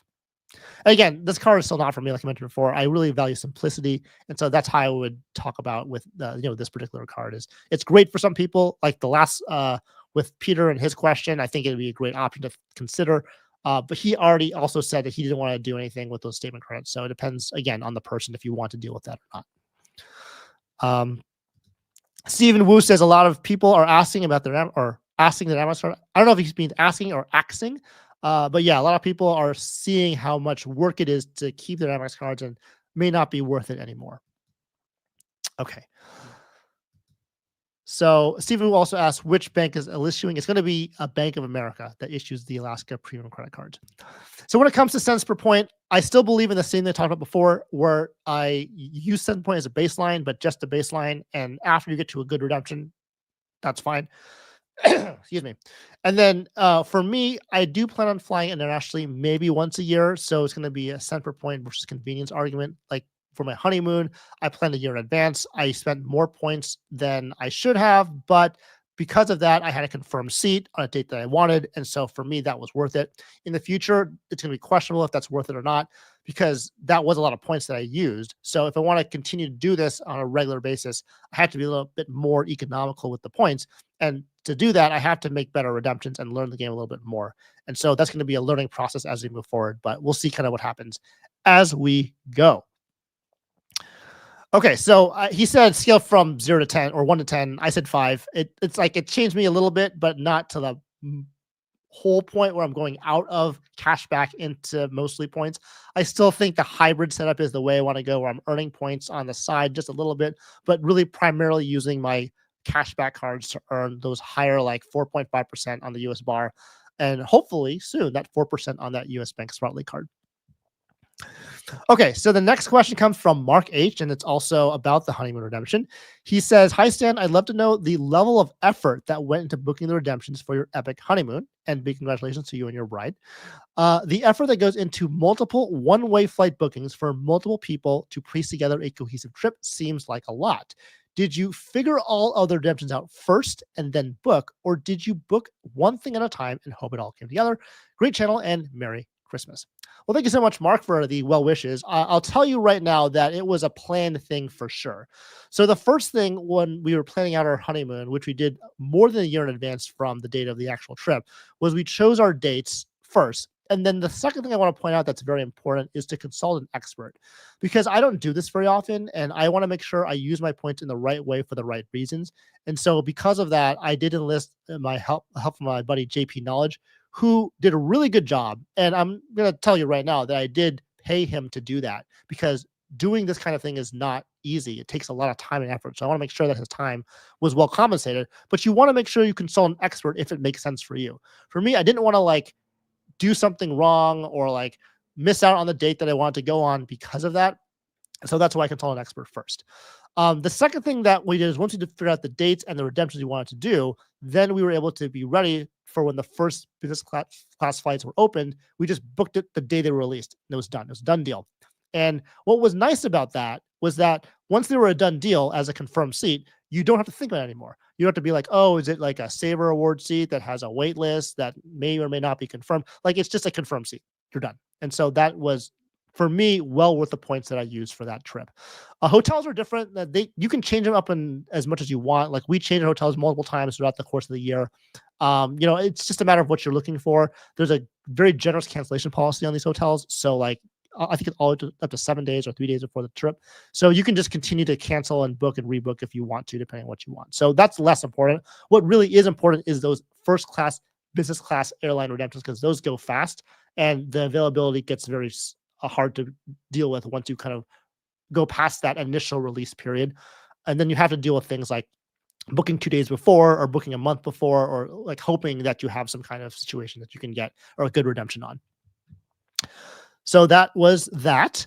I don't think there are any other questions in the chat for now. And so I think one is going to be Josh Ing. Do you think airline loyalty is worth going for, or is a hassle too much? I'm actually with Luke on this. Like, if you don't fly enough to have loyalty, you don't need loyalty. I think it's not worth chasing. I think if you want to get Titanium Elite from Marriott to get Premier Silver, that's what I do. I don't really chase that for that purpose, but like, that's an option. So I don't think you would just chase it just for fun. I would say that you have to fly a lot to make the most out of it. And so if you want to have like quasi airline status, my recommendation is to get a mid-tier airline credit card, like the United Explorer, like the Delta Gold, the American Airlines Platinum Select. I think that's the mid-tier card. But all those mid-tier cards gives you like the priority boarding, the free check bags, and so that can be very helpful. So I would just get those cards for whatever airline you want to get that status on. That'd be better, I think, more time efficient and more cost efficient way to do that. Okay, so section 3 is kind of what we're talking about with the title of this video, which is Marriott and hotel credit cards. So first question comes from Natalia M. Natalia says, do you think having the Chase Ritz-Carlton and the Chase Sapphire Preferred are excessive for a setup versus getting one credit card, let's say the Amex Platinum or the CSR? I like using the Chase Sapphire Preferred, but when I travel, my biggest expense comes from hotels, so I'd like to earn the most points from those stays whenever I can. And again, I assume it's a Chase Sapphire Preferred because that could be the City Star Premier, but I'm glad that she did at the top clarify that is the Chase Sapphire Preferred. So when we look at these three cards, the Sapphire Preferred, the Ritz-Carlton, and the Chase Sapphire Reserve, the Sapphire Reserve and the Ritz-Carlton are almost identical. The only things, like I mentioned earlier when we first started this live stream, was there's two main differences between the Reserve and the Ritz-Carlton. The first is that the Reserve obviously earns UR points. So if you want those points, get the Reserve. And the second thing, it has that 1.5 redemption rate when you book on the Chase Travel Portal. And so depending on if you use those two things or not, that's kind of what you want to look for depending on those two cards. Now, when it comes to the Chase Sapphire Preferred, what I think you're getting at is that you travel, but you want to get good travel earnings. And the Chase Sapphire Preferred doesn't give you as good of a travel earning as the Ritz-Carlton card. So is it better to have these two cards together, or would it be easier to have the Chase Sapphire Reserve? And in my opinion, if you have just the Chase Sapphire Reserve, I think it's a better thing because you have a simpler setup. You have one card. You still earn that 3x travel multiplier, which, by the way, is better than the multiplier than the 6x on Marriott, just based off of the cent per point and what your points are worth versus Bonvoy points. So, I mean, for myself, I use my Chase Inc. Preferred for my Marriott stays because I'd much rather earn UR points than Bonvoy points, as even though I earn 6 of them from the Ritz-Carlton card or the Brilliant or the Business, they're only Marriott points, and the Marriott points are always devalued. They're not worth very much. It's really hard to use them, and so I'd rather just have the UR points instead. So if you're using the card to spend on hotels, I think the CSR would be a better card to just use as a simpler setup. That would be my thing. And the nice thing, like I said before, is that it covers mostly what the Ritz-Carlton card does, but it just has a little bit of a higher annual fee. And it has another option of that 1.5x redemption rate for your UR points if you book the Chase Travel Portal. And so I always like to say the Ritz-Carlton is better, but it depends on what you're looking for too. So if you're primarily looking for a general travel card, obviously I think the CSR is a better way to package out a simple one card setup. And so if you look at the hotel cards, so this is the hotel cards. I want to mention this real quickly. So I mentioned before, I personally don't use Marriott cards at Marriott because you can get better earnings with a Chase UR point on a card. So I don't do that. I got that from JP Knowledge, by the way, who convinced me to do that. I think it's a really good strategy.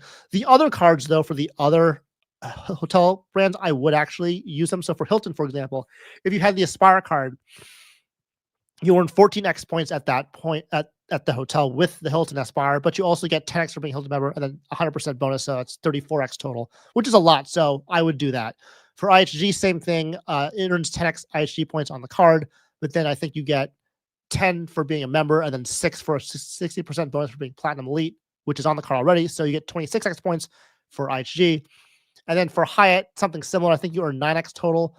I forgot the breakdown specifically, but the 4x is on the card. And I think it's better to earn Hyatt, to use a Hyatt card for Hyatt stays, although I think it's questionable to use a Hyatt card for other purposes. But that's just something I want to just point out while we're on the topic. Okay, so the next question is going to be from Catch631. He asks, welcome back stateside. Thank you so much, Catch, and thank you for always commenting and asking these great questions for these live streams. He wants to start getting to Marriott cards, but not worried about upgrading to the Ritz-Carlton for several years. You're open to about $100 to $150 annual fee at this point. Would you go Chase Boundless or Amex Business? I'm at 324, usually spend about $1,000 a month with another $2K extra in January. So essentially, I want to do the Marriott strategy.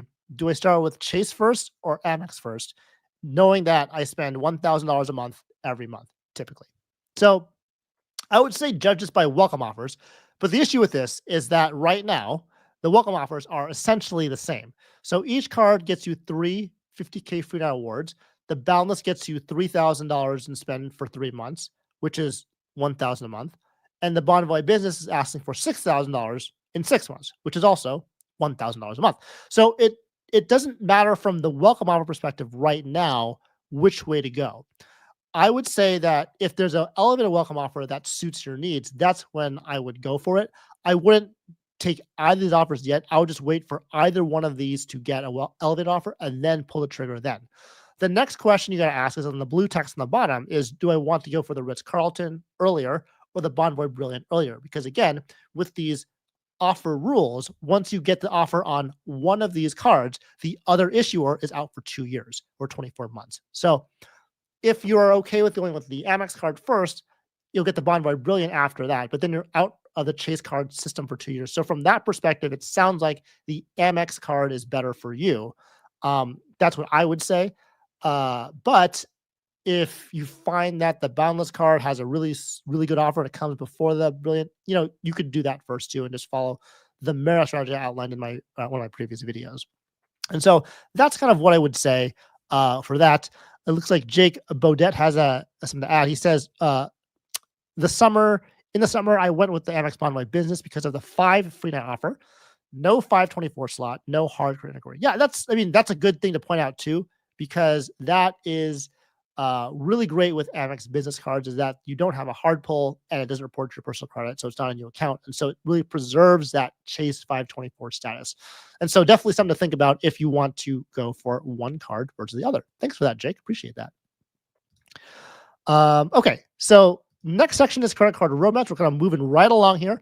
Before I get to there, I want to answer a few questions if there are any in the chat. So let me just go and look for that. Excuse me. Let's see. Element Gaming, by the way, says 9x is right, 5x for being a member, and 4x for the card. Thank you for clarifying the Hyatt earnings on that. Sean Olaf says, I have a Costco card because I got it when it was an Amex Costco card. I use my US bar at Costco and only use my Costco card for entry into Costco and for gas, but only in the last few months of the year.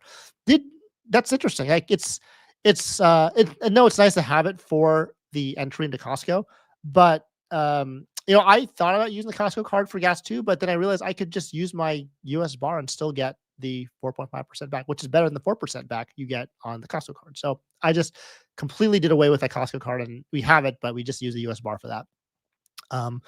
But there's that. Okay. Let's see. Alan says it's true. Marriott properties is easier to find than Hilton. Absolutely. Also, I just want to remind everyone to please hit the like button if you're getting value out of this live stream. We've got 156 of you here in the chat, so I appreciate you all for being here. And again, getting that like button hit would be super awesome, and I would very much appreciate it. Thank you very much. So let's get on to the next questions here. So we have credit card roadmaps, and that's going to be the theme of this next section. And so we'll start with Dalton, who was here in the chat earlier. So Dalton says, happy holidays, Stan. With the new year approaching fast, are there any new credit cards you're keeping your eye out on for the new year? And if there are any that we should hold off on applying for until 2025? So yes, there are new credit cards I'm keeping my eye on. Specifically, I did allude to that earlier in one of the other questions, and that is going to be that new Alaska premium credit card. And so I don't fly Alaska ever, but I'm still pretty excited about that card. And the reason is this. It is a lower annual fee card at $395. It has this global companion certificate situation going on. And I want to know more specifics about what that really means, and obviously see what others do with it in practice. I'm not going to be an earlier adopter of this card per se. I'm going to be someone that kind of watches on the sideline and see what people can do with it, because I know the Alaska miles are very powerful. I know that they're part of One World, so you can transfer them to book flights on other partner airlines, for example, Cathay Pacific and Japan Airlines, which are the two most relevant to me. And then you could use this global certificate with those airlines too. And so depending on how they structure the certificate, it may even still be worth it for me to get this card just for the global certificate part of it. Now, we don't know if there's going to be like something like spend $6,000 a year to get access like they have done on this current Alaska card. Probably. I don't know. So we'll have to see what that looks like. But that's exciting to me because I want to see what in practice this would look like. And I wouldn't mind like kind of diverting some spend onto the Alaska card if I could get a good deal on like this companion certificate too. So we'll have to see. And I'm watching this card with great interest. It was just announced a little while ago. I did sign up for the pre-offer just to put my name down there. And I encourage all of you to do so as well, because 500 points is 500 points. So just do it. It's very easy. I think the ending for that sign up is going to be December 31st. But you can Google it and just put your name in for the wait list for this card. But that's one that I'm really looking forward to and really excited to see. There's another card that is out now that I would say wait on, and that's going to be the Hilton Honors Business Card. Now, the benefit of being in this space and been doing this for a while is that I've seen multiple credit offers, and as well as no, obviously the rest of you have, that have been better or worse than the others, right? And so this offer is better than the original offer, clearly. But I remember when this offer came out in the summer of 2023, so almost 2 years ago, it was like the most insane offer I've ever seen for this card. It was 150,000 Hilton Honors points and a Hilton free certificate for $4,000 in spend in 3 months. Now, we'll never see that type of spend again because Amex has recently raised the ceiling of their spend, just adding more months on top of that to get it done. But I think that we may still see a similar free net certificate offer in the future that looks like this. I think if you look and compare this offer with the summer 2023 offer, there's one that's clearly much better than the other one. And so that is what I would recommend. Filmo's in the house. Filmo says, how does one hold off? Never been able to pull that off. Now, Filmo is a god among men because what he does is he has welcome offers the entire year. And I don't know how he does that or what strategy he uses. We should probably talk offline about that because I really want to know. But like that takes a lot of skill to always have a welcome offer going because that means you don't need a core credit card setup. You just literally just get a new card and then like spend on it and then you just jump to the next one. And I don't know how frequent you do that. Maybe you just wait the whole 6 months, 3 months. Maybe that's how you do it. That seems more what I would think. But I think that's fantastic. And like, I would just try to hold off and see how it feels. Sometimes it's going to feel uncomfortable, but I think you could probably manage it. And maybe it'll help you see the light on some credit cards you may not have wanted to use before based on the multipliers. Who knows? But again, back onto this topic here. I would hold off on this card if you really want to get it. Like it's not a bad offer, but me and Hilton cards, my main stance is that just wait for FNC to come up. It should come up. I can't guarantee it will, but if it's like other past years, it will eventually. And when you see it, you just jump on it. And on that note, Rowdy Rod has a question that's kind of related to this. He says that he watched a video of my credit card roadmap for 2025, and I mentioned that I wanted to climb the Hilton credit card ladder. And so just to give you a summary, I got the Amex Hilton Honors card this year with my wife and I, and our plans to get the Surpass card sometime next year, hopefully during a time when you have that elevated offer with the FNC. His question is, how do you intend to stay out of pop-up jail as you climb that ladder? It seems like with one sign-up bonus, Amex places you in pop-up jail for an indeterminate amount of time, or at least until the Amex guys determine you're profitable to them again. So yes, so pop-up jail is common. It happens to all of us, happened to me, happens to probably you. And just, you don't know why that happens. And when you're in it, you just don't know when you're getting out.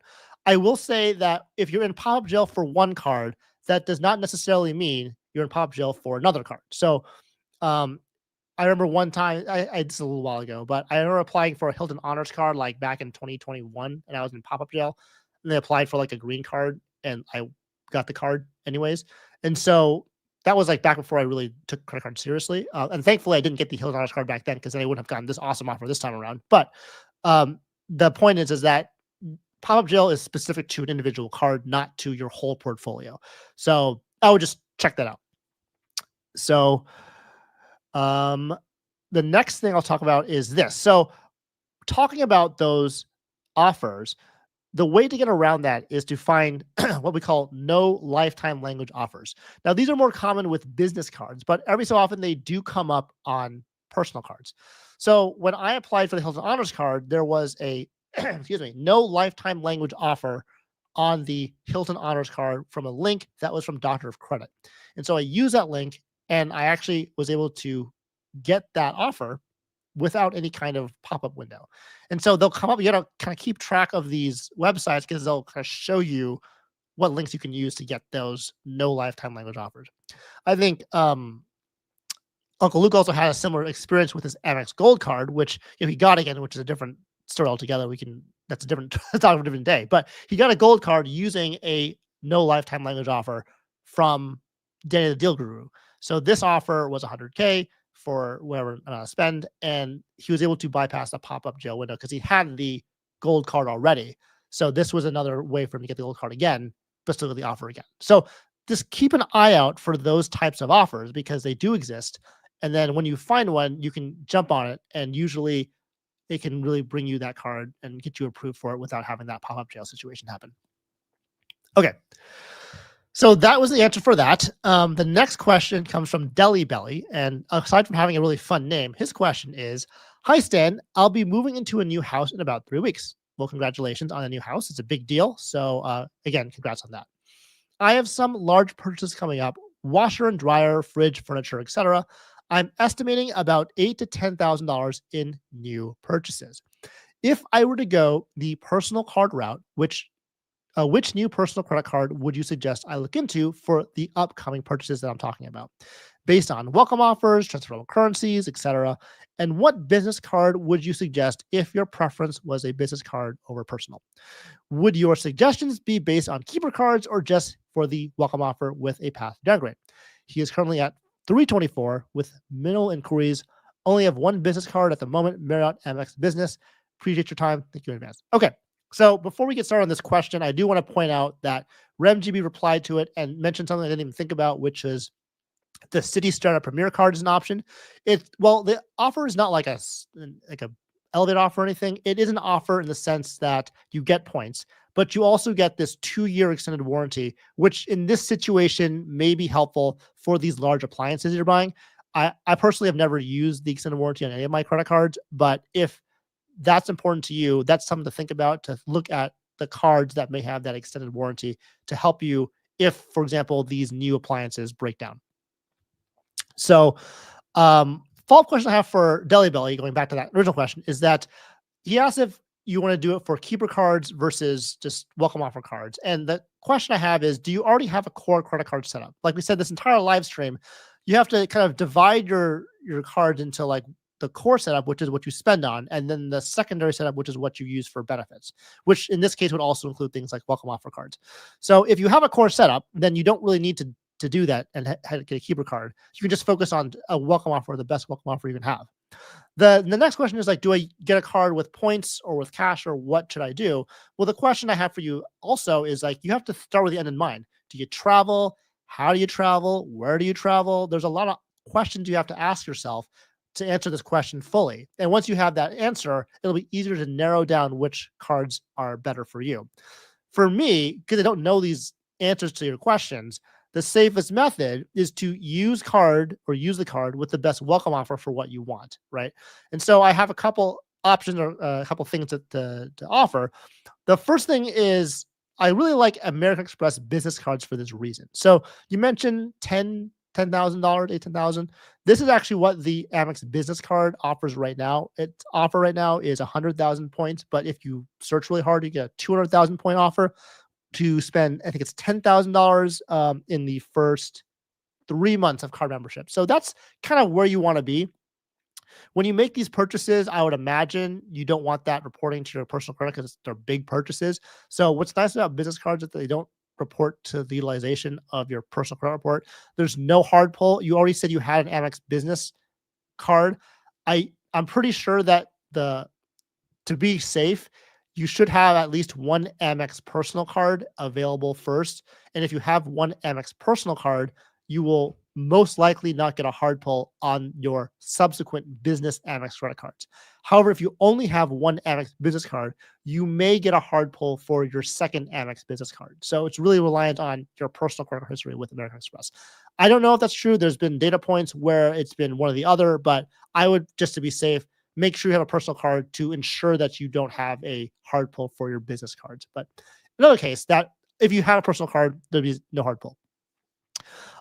There's also big offers for big spending, like we talked about. So there's Amex business cards give you big points, but they also give you big spending. And so when you have these situations come up with big spend, they're a great option to use for this reason. All right. And so great. Awesome. And so the next section is here, general. I'm going to kind of go and check out a few more comments here. Stephen Wu says, hey to Costco. I think we're talking about Costco for last minute holiday shopping. Have a Merry Christmas. You as well, Mr. Stephen. Vincent Pasquale says he's in a pop-up jail on the personal side, but not for the business cards. Well, that's good. I mean, it's good to have the option for business cards because those are the ones that really get you a lot of points. But obviously it sucks to be in pop-up jail. So hopefully, Vincent, you'll be out of pop-up jail real soon. Luke has a couple movie star looking boys up there. I don't know what he's referring to. Not me, because that's not I don't look like a movie star at all. But I appreciate whoever is he's referring to. And John McKinstry says, just wanted to check in on the stream. I'm watching the Penn State SMU college football playoff game. I'll watch the live stream later. I appreciate that, John McKinstry, and hopefully you enjoy the game. All right. And so we are moving quite along here. I think we're at the last set of questions. Again, before we get into those questions, make sure to hit the like button if you're getting value. I really appreciate that. Again, it helps push out this live stream to more people and really gets the information out there. So I would really appreciate it. Okay, so let's start with our next question. So the next question comes from Thomas L. Thomas L asks, is there any way to get the US Bank Altitude Reserve, even if I already have the Altitude Connect, or is there no way currently? And Thomas, I'm sorry, I don't think there is any way at this point to get the US Bank Altitude Reserve, even if you wanted to try to product change to that card. It's a little unfortunate, hopefully for those of you who were able to get it before it got closed off, you could be able to get it. But at this point, it hasn't come back yet. And it's been about a little more than a month now since it's been closed off. And to be quite honest, I think the card is likely going to be like the City Prestige card where it exists, but you just can't have it anymore in terms of applying for it. So people are grandfathered in, but it's just going to exist. So we'll see if it comes back. I don't think it will, but we'll have to see. The next question is from RemGB. He has a question about the US Bank Smartly card. He asks, Stan, when are you applying for the US Bank Smartly card? I bit the bullet. He was 224 with credit cards and 312 and 624. So he had a lot of new cards and some inquiries. He got a review for 3 days, approved for a 15,000 credit limit, had an investment account. He also says that 100K investments waive the $50 fee. So that's great to know. I'm probably have to do that now because I made a video about the US Bank Smartly card, like when it first came out. And at that point, the interest rate was 4%. And like now it's like 3.3%. So it's just dropping and it's not great. And so I think we have to move some of those funds into an investment account as well. Just because, at that point, it may be just better to put it into a different high yield savings account. With a 4% base card, a lot of other cards lose their appeal. 4% is a game changer. It is even comparable to many welcome offers that are 8 to 10%. 4% is close enough to 5% that you don't need a lot of custom cash cards. And that's nice because, again, the Smartly card is one card. The City Custom Cash thing is great, but there's a limit of $500 per month on those categories, and you have to have a lot of them. And so if you want to juggle those cards, that's certainly one way to do it. But if you want to have simplicity, this is a great card to have for that. Just changes your endgame core credit card psychology completely as indirectly as it simplifies your core setup. He says he has US bar at 4.5, customized cash for online shopping at 5.25, and Smartly for 4%, which by the way is where my core credit card setup is probably going to be heading as well. How long do you think before it's nerfed? It's too good to last. Hopefully he gets grandfathered in before nerfing. Like others have said, I think it lasts probably 2 to 3 years. I think the first year is going to be customer acquisition, where they just get a bunch of people going in, not only for the card, but they also bring their assets with them, because that was me. I brought my assets with me, and so didn't have 100K in there. I do now. So now I have 4% cash back for that card. I'm sure a lot of other people are doing that too. And so I think it's going to last maybe a couple of years. It's not sustainable in my opinion, but we're going to ride that train until it lasts, which is good. The second question is, when am I applying for it? Well, I actually have already applied for the card, and I have a Watch Me Apply video that I have just filmed this morning about it. So hopefully it'll come out soon, and I'll show you, what that looks like in a couple of weeks. Spoiler, I did get approved for the card. It wasn't easy, but I got it. But I will document that more in that video that I release in a couple of weeks from now. So that's exciting. Travel with LV's in the house. What's up, Stan the Man? Hope you had a great honeymoon. Catch up with you soon. Absolutely, buddy. It's good to see you here, and thanks for stopping by in the live stream. Next question. Sorry, before we get to the next question, this is the endgame setup I was talking about with RemGB and how his setup and my setup will ultimately look like. We have the US bar, which is unfortunately closed off to new applicants. Then we have the US bar the US Bank Smartly, which is for everything else. And then, because I'm also Platinum Honors at Bank of America, just for the online shopping, get 5.25 as long as you stay under $2,500 per quarter. That would get you just a little bit more extra. That's a simple 3-card setup that is, very easy to deal with. The only issue is now when you go abroad, you don't have a catch-all abroad card.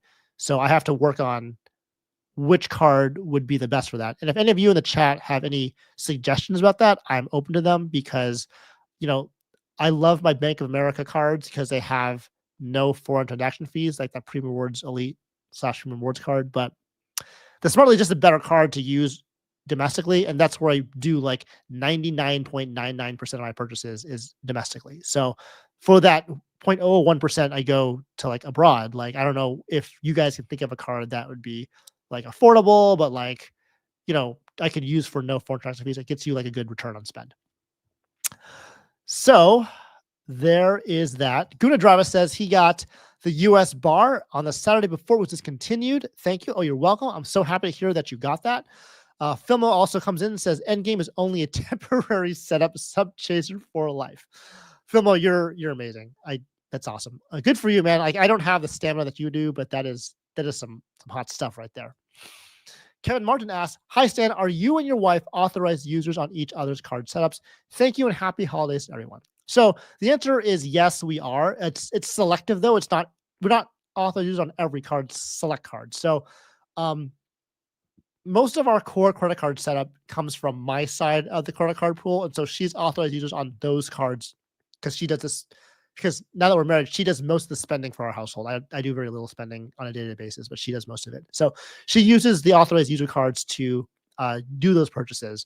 And then I also gave her, like, there are a couple cards I have that are, they have like 15 to 17 years of history on it. So for example, my customized cash rewards card I opened up 17 years ago. And so she's an authorized user on that because then she gets to benefit from not only the credit limit on that card, which is $40,000, but also she benefits from having that card in her report, which is a 17-year-old credit card. So like that helps boost her credit score for her as well. Now she also has credit cards that are similar to that too.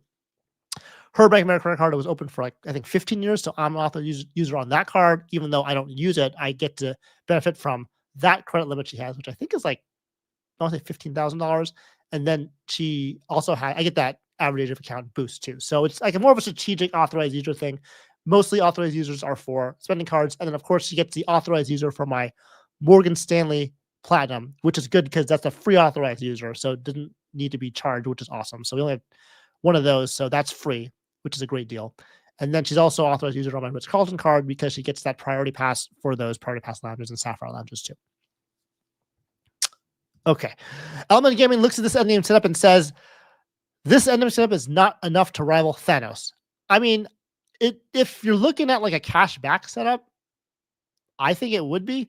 I know that the best way to do this is to have like 9 City Custom cash cards, but or those, what was that? The Kroger Rewards MasterCard for that 5% mobile wallet. But there has to be a balance between having like 3 cards and having like 12 cards. And so this I think is a good balance for both. All right. And so I think we have one more question here. And the last question of this live stream is going to be from Jake. Jake asks, do you have any credit card conversion stories? And what he means by that is someone in your life that was skeptical at first about credit cards until you open their eyes to their utility. And what I would say about that is I don't really have a lot, like a specific credit card story per se. I do talk to, my friends or my wife's friends, and, they know a little bit about credit cards, but they see my channel, like what we can do with credit cards, and they kind of get interested about how to do that for themselves. And so there's that sort of message that I'm spreading, which I think is really great. And so there's nothing like specific, but I will say that my wife is someone that I have converted over the course of our relationship to use credit cards in a very strategic way. So when I first met her, she had one credit card. And if you want to guess, you can guess it right now, and just I'll hold for a second so you can think about it. Like for just a standard person, like what would you think if they had one credit card? Which credit card would they have? Right. So her credit card that she had was a Chase Sapphire Preferred, like everyone else. And so she was using that card for every purchase. And so it wasn't like great, but it wasn't bad either. She was at least getting something back for her spending. But then as we kind of move forward and like I talked to her more about credit cards, I convinced her to kind of get the Chase Freedom Flex card, the Freedom Unlimited card. Obviously there's more than one card there. So I taught her, well, got to use a Freedom Limited for like, everything else that doesn't fall into the Freedom Flex categories or the Sapphire Preferred categories. And so over the course of several years, I convinced her to like use that kind of setup while we weren't married because we didn't combine finances until we were married. So she used that setup primarily for a while. And then they kind of got her used to knowing how to use cards for the right reasons. And then I think what happens is when you take someone on a trip or you show them what points and miles can do for you, that's when the true power comes in. And so I want to show you guys this picture, which I didn't put in my honeymoon video, but I want to show it to you because you guys stuck to the end. So I appreciate that. This is a picture of me and her in our first class cabin in Singapore Airlines. And I did get her authorization to use this picture, but basically what I want to point out is that in this particular picture, you can see how big the seat is. Like you can fit two of me in the seat side by side, and probably two of her as well, because it's just such a wide seat, such a big seat. And it was such an amazing flight with so much food, such good adult beverages. It was just very comfortable. And, we could have never done this without points and miles because this seat cost $10,000 to take. And because there were two of us, that would have been $20,000 to take this first class flight from LA to Tokyo. But because of points and miles, we were able to do this trip. And that is what makes it all worth it. And that I think is the best way to show someone. Don't just tell them, show them what they can do with points and miles and how their lives can be enhanced and enriched by it. And once they have that taste of it, then it'll make more sense of why it's important to use certain credit cards for certain reasons and why you're doing what you're doing as a credit card enthusiast. As I'm sure there are plenty of you in this chat with player twos that are not as into it as you guys are. And so this is one way to really just show them like, this is why we do what we do. So that is the end of the slideshow. I hope that answered your question. Jake, I appreciate that. I'm going to move to my big face now, which I haven't done the entire time. And answer a few last minute questions. We're done a little bit early this time around, which is totally fine. It just means we have about 10 to 12 more minutes to chat. So if you have any last minute questions, leave them down in the chat below and I'll start to get to them. We have one from my buddy Hermunz, who is a channel member. So I appreciate that so much. I also appreciate all the questions you leave for us in the comments and the live streams. Hey, Stan, doesn't the new Alaska card give 3x on abroad purchases? Yes, it's actually been announced to do that. The Alaska credit card has this 3x category that is for foreign purchases. So that's going to be really unique because it's almost like that mobile wallet category on the US bar, but just for when you travel outside the United States. So I can foresee this being a very helpful card for those of you who travel to like Mexico and Canada specifically, because if you are living here and you just go across, you live in Seattle or you live in like, San Diego or something, like just going across the border and just like, if you do that very commonly, like that would be great. If you do a lot of like shipping between the two places, that's also another great way to build up on that as well. And of course, it'd be a great card for maybe those of us like myself who are like, I need a foreign transaction card. Like, which one should I get? This may be one that I can supplement it depending on how they use that global companion certificate. So we'll see about that. But interesting. We'll have to see. We have about 6 months to go to see what that card looks like. And so I'm here for it. Let's go. Let's see. Stan, if I wasn't clear, that Endgame setup is crazy, super just. Oh, okay, I'm sorry. I thought you were like saying it wasn't as good or you were being sarcastic. That's the thing. Like Element Gaming, I think you're a very sarcastic guy, which I love. I have also a very sarcastic form of humor, but it's hard to translate that on text, obviously. But I don't understand what you're saying. But yes, it is a definitely crazy Endgame setup to have. And so hopefully, we'll be able to get that soon and we'll kind of roll with it and see what happens. And hopefully the Smart League keeps 4% for as long as possible. Joshing has a question. He says, what was starting a YouTube channel like? What made you want to start and how did you go about doing it? It was just like, hard, just like what you would imagine. One of the things I wanted to do was work on my on-camera presence. So at that time, we were doing a lot of video calls because it was like a little bit after the pandemic, and I wanted to work on that because my on-camera presence wasn't exactly the way I wanted it to be. And I could have just like practiced like by myself, but it's like, oh, why don't I just make a YouTube channel about it? I'd watched a lot of creators like, Mark Plymale and like Daniel Braun. And, I love credit cards as well. And so I wanted to join that. So that's what I did. I just made a YouTube channel about credit cards, started talking about it, mainly to like, talk about credit cards, but also to improve my on-camera presence. And that's what I did. It's more of a hobby. I've grown to love it. I think it's great because we all get to share our love for credit cards and our ideas and our perspectives. So we can all learn from each other and just really make this community a great place to learn and to just be friends with each other and to get the most out of the credit cards that we already have. So I think that's a really great way to also kind of contribute back to the community that, I really got a lot from when I was just a viewer and not a content creator. And so going about doing it, I just bought a bunch of stuff and I just sat in front of my camera and just started recording. It was not easy. The first month or so was difficult and it was hard to be on camera and it was not great. But you just over time, you do more, like, we do things over and over again repetitively. You start to develop the skills for it.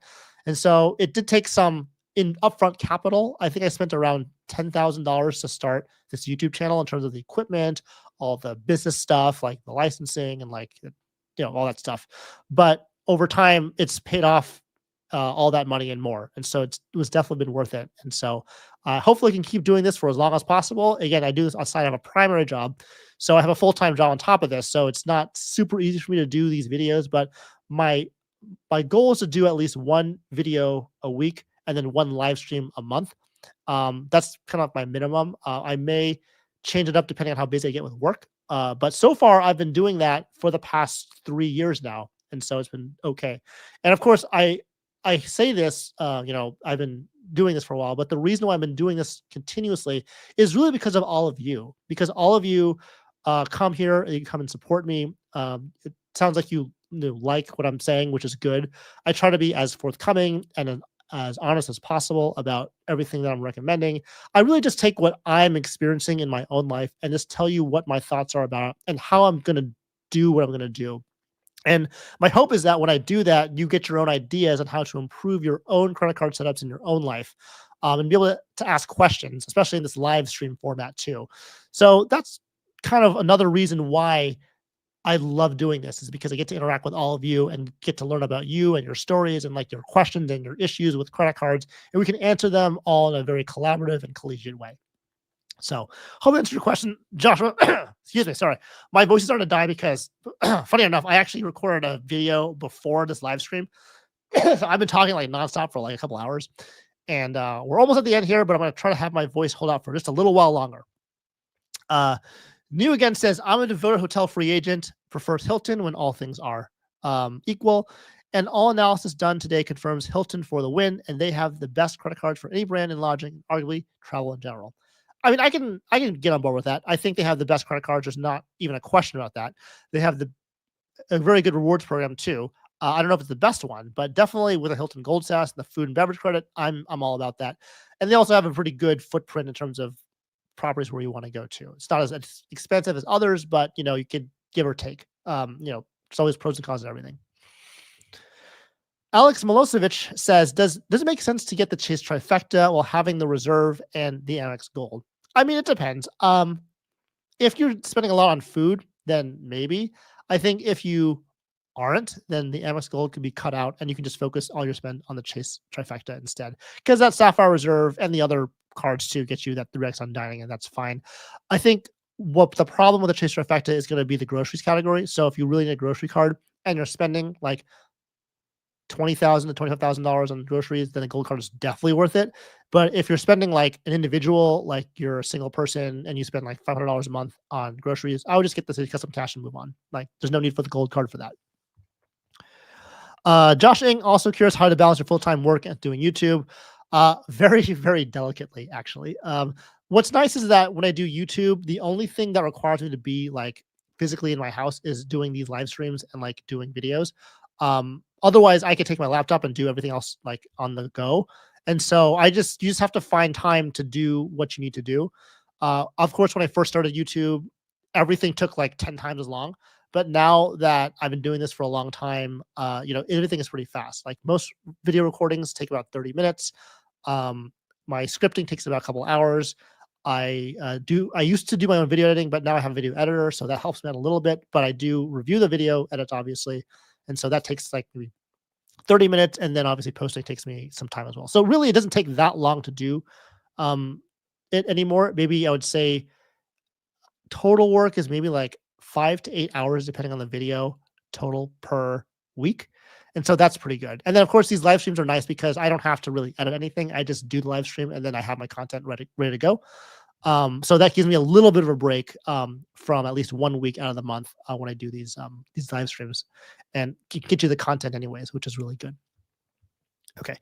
Jake Bodette says, what is everyone's thoughts on the current IHG Business 140K offer? I'm at 324 looking to add another card to my setup for a Japan trip next month. So a couple of things here. I would say that I would wait for the 175K offer because that's the one I got last year. If you're in a rush, 140K is not bad. You can get it. If you want to buy the points, that's another option too. That may not be something you want to do, but certainly reasonable if you're looking to get points quickly. Make sure you have the 100% sale going on for yourself in your account. But other than that, that would be another way to get points quickly. If you wanted to wait for the 175K offer. Again, I'm indifferent to buying points. I understand it's not free, but if I'm getting a discount on the points that I'm using and getting fourth night free, I think it's still worth it. Okay. Vincent Pasquale says the 3x on foreign transaction would be awesome for expats. Absolutely. I totally agree, Vincent. Dalton says, once Southwest starts implementing their changes next year, are you going to stick with them or maybe look at a new airline like Alaska? So here's the thing, Dalton. Like, it's not like I want to fly Southwest, right? It's just that Southwest flies the routes that I want to be on. And there's no other competition. So the route I fly typically is Ontario to Sacramento, and there's only one airline that flies that route regularly, and that's Southwest. If Alaska flew that route, I would probably fly Alaska, but they don't. So I'm stuck with Southwest, which is not bad because, these flights are like an hour long. It's not like a big deal if it's like, in the, Greyhound bus situation with the boarding situation and the way you get seated in economy. But, if I had to go places where Alaska flew, I would choose Alaska. I think the changes are going to be interesting. I already have the Southwest Priority Card for the Companion Pass, so my plan is to get the pass for 2025 and 2026. So I'll definitely be able to see the changes firsthand as they come up, not only as they come up in the flight itself, but also on the credit cards too. And also, as I'm A-list preferred, I have a lot of different benefits too that will change depending on how the changes go. So I'll have a whole probably video about that specifically. Probably won't be as relevant to a lot of people, but I think as someone who flies Southwest, I think 60 times this past year, I think I'm in a good position to talk about that from a firsthand perspective. So exciting stuff with Southwest, but again, I would say that I'm not I would love to fly Southwest. It's just that there's no other option to fly on the routes I typically fly on. Okay. Guna Diver says, I don't know if the Capital One Venture X is needed with U.S. Bank Altitude Reserve, Smartly, and Amex Schwab, and PR card 2.65%. Would you try for VX? I would only try for it just because of the welcome offer and because I want to try the lounges. That's really it. I don't really have any reason to get that card. Also don't like the whole 3 hard pulls in 1 day situation. That's not a big fan. I'm not a big fan of that either. But there's no need for me to jump to Capital One now except for the points. So if I need points and I don't remember off the top of my head the transfer partners, but if there's a transfer partner where I need a lot of points really fast, I may get that card for that one reason. But that's the only reason I can think of get the card. If I already have the rest of the stuff, the cards I have now in my setup. Matt Clausen's in the house. Welcome, Matt Clausen. I did talk about you a little bit earlier since you're the prediction man, but definitely check out the live stream on the replay if you have some time. Would really appreciate that. And Merry Christmas to you and your family as well. All right. Element Gaming said Stan killed it, learned a lot. We have a live super chat. Sorry about that. Hermoons, I didn't see that 5 minutes ago. Here is my Duncan credit to you, Stan. Thanks for being awesome. I really appreciate that, Hermoons. And I really appreciate you as being a consistent contributor to the channel, both on the live streams as well as in your comments. It's really great to see you here, and I wish you and your family a very Merry Christmas and Happy Holidays. We have a lot more going on here. Let's see if we can get some more of these questions before we get going. Hyatt Globalist is better. Yeah, that was what I was thinking when I was kind of hesitating with that question about Hilton and the reward status. I think Globalist is better in the sense that you earn the milestones as you go up. So I think from that perspective, it's better. But I would, it depends on the person too. Vincent says he visited a Chase branch a couple of hours ago, and the banker he spoke to pulled out an Amex Gold from his wallet. Awkward. That's funny though. Stan, can we do a poll and see who prefers Marriott or Hilton? I would love to, except the polls are pre-done, and so I can't, unless you want me to like go off screen for 5 minutes and make it. I can't do that right now. But it would be an interesting poll to do, so I will do it next time I do a poll. Thank you for the idea. All right, Sand the Man Live. Great start to a Saturday. I love it. Thank you for being here, JK Fam 23, and I wish you a Merry Christmas, Happy Holidays as well. Thank you so much for being here again. All right. Delta says, shout out Smith. That's my home airport. Absolutely. Love that airport. I mean, the California airports are nice because if it's not SF or LX, they're like regional. So they're not as busy. So they're not as annoying. And so it's more comfortable. But that lounge, that escape lounge sucks. It needs to be revamped and really expanded because really that thing is just a disaster show over there, especially after that Priority Pass access came into play. Rizzy 0808 says, is the Hilton Surpass sub offer $175K decent? I did talk about that earlier in the video, Rizzy. So if you want to rewind back to that part, do that. I would say hold off and get the FNC one. You will see it in 2025 most likely. It has come up in the past, so it should come back up in the future. But again, it depends on what Amex decides to do. Christian LVR says, have 270K points with Amex, downgrading the Amex Gold next year. Was hoping to avoid the BBP because I already have a 2X with Adventure. Don't want too many cards. Suggestions. The only reason why I wouldn't open a BBP is if you have already 5 Amex credit cards and you don't want to take up a slot for another one. That's the only limitation. Otherwise, you should have one, because if you don't have one and you downgrade I guess you're downgrading. So if you ever cancel your Amex Gold card for whatever reason, there's no other card to bank your Amex points. So what's nice about the Blue Business Plus is that you can actually keep that as a card that can bank your points for you at a no annual fee card. So I recommend it. I think it's fine. Is another card, yes, but it's no annual fee, so it's not really that big of a deal to keep just on the sidelines, just in case. Josh says Ontario and LA, that airport is iconic. Watched a lot of Big Time Rush back in middle school, and that airport was such a feature. Oh, that's awesome. I didn't know that. The big claim to fame is, I don't know if you guys watched 24 with Jack Bauer or Kiefer Sutherland. One of the episodes in some season was at Ontario Airport before it was remodeled.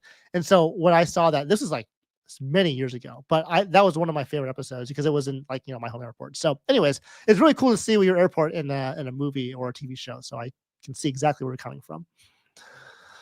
Background says US bar abroad should be fine. Well, it's widely available. It's true. It's widely available until it isn't. And then it's kind of like, well, now I need something else. I guess at that point I could be like, here's some cash. Just because I don't go abroad that often. But you're right. If I go to Japan, for example, mobile wallets everywhere, so that's fine. But if I go to Thailand, it's not always there. So there's that. Okay. Let's see here. Hi, Stan. I got a 175K platinum card target offer. To maximize points, should I wait for green card and gold offer and start from there? I have no Amex card. I would wait for the green card first. Get the green card first, go up the ladder. You'll thank me later. That's a lot of points you're throwing away just to get the platinum card first. Okay. There you go. All right.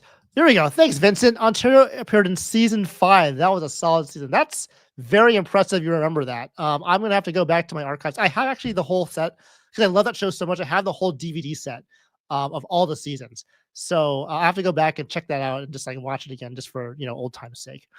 Okay.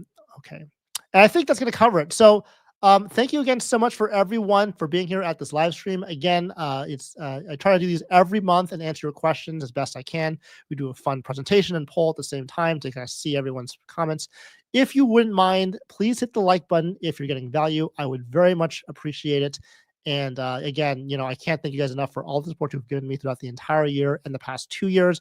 This channel has been growing like I've never believed it would, and it's all thanks to all of you guys. And so I want to wish you guys a Merry Christmas, a Happy Holidays, a Happy New Year.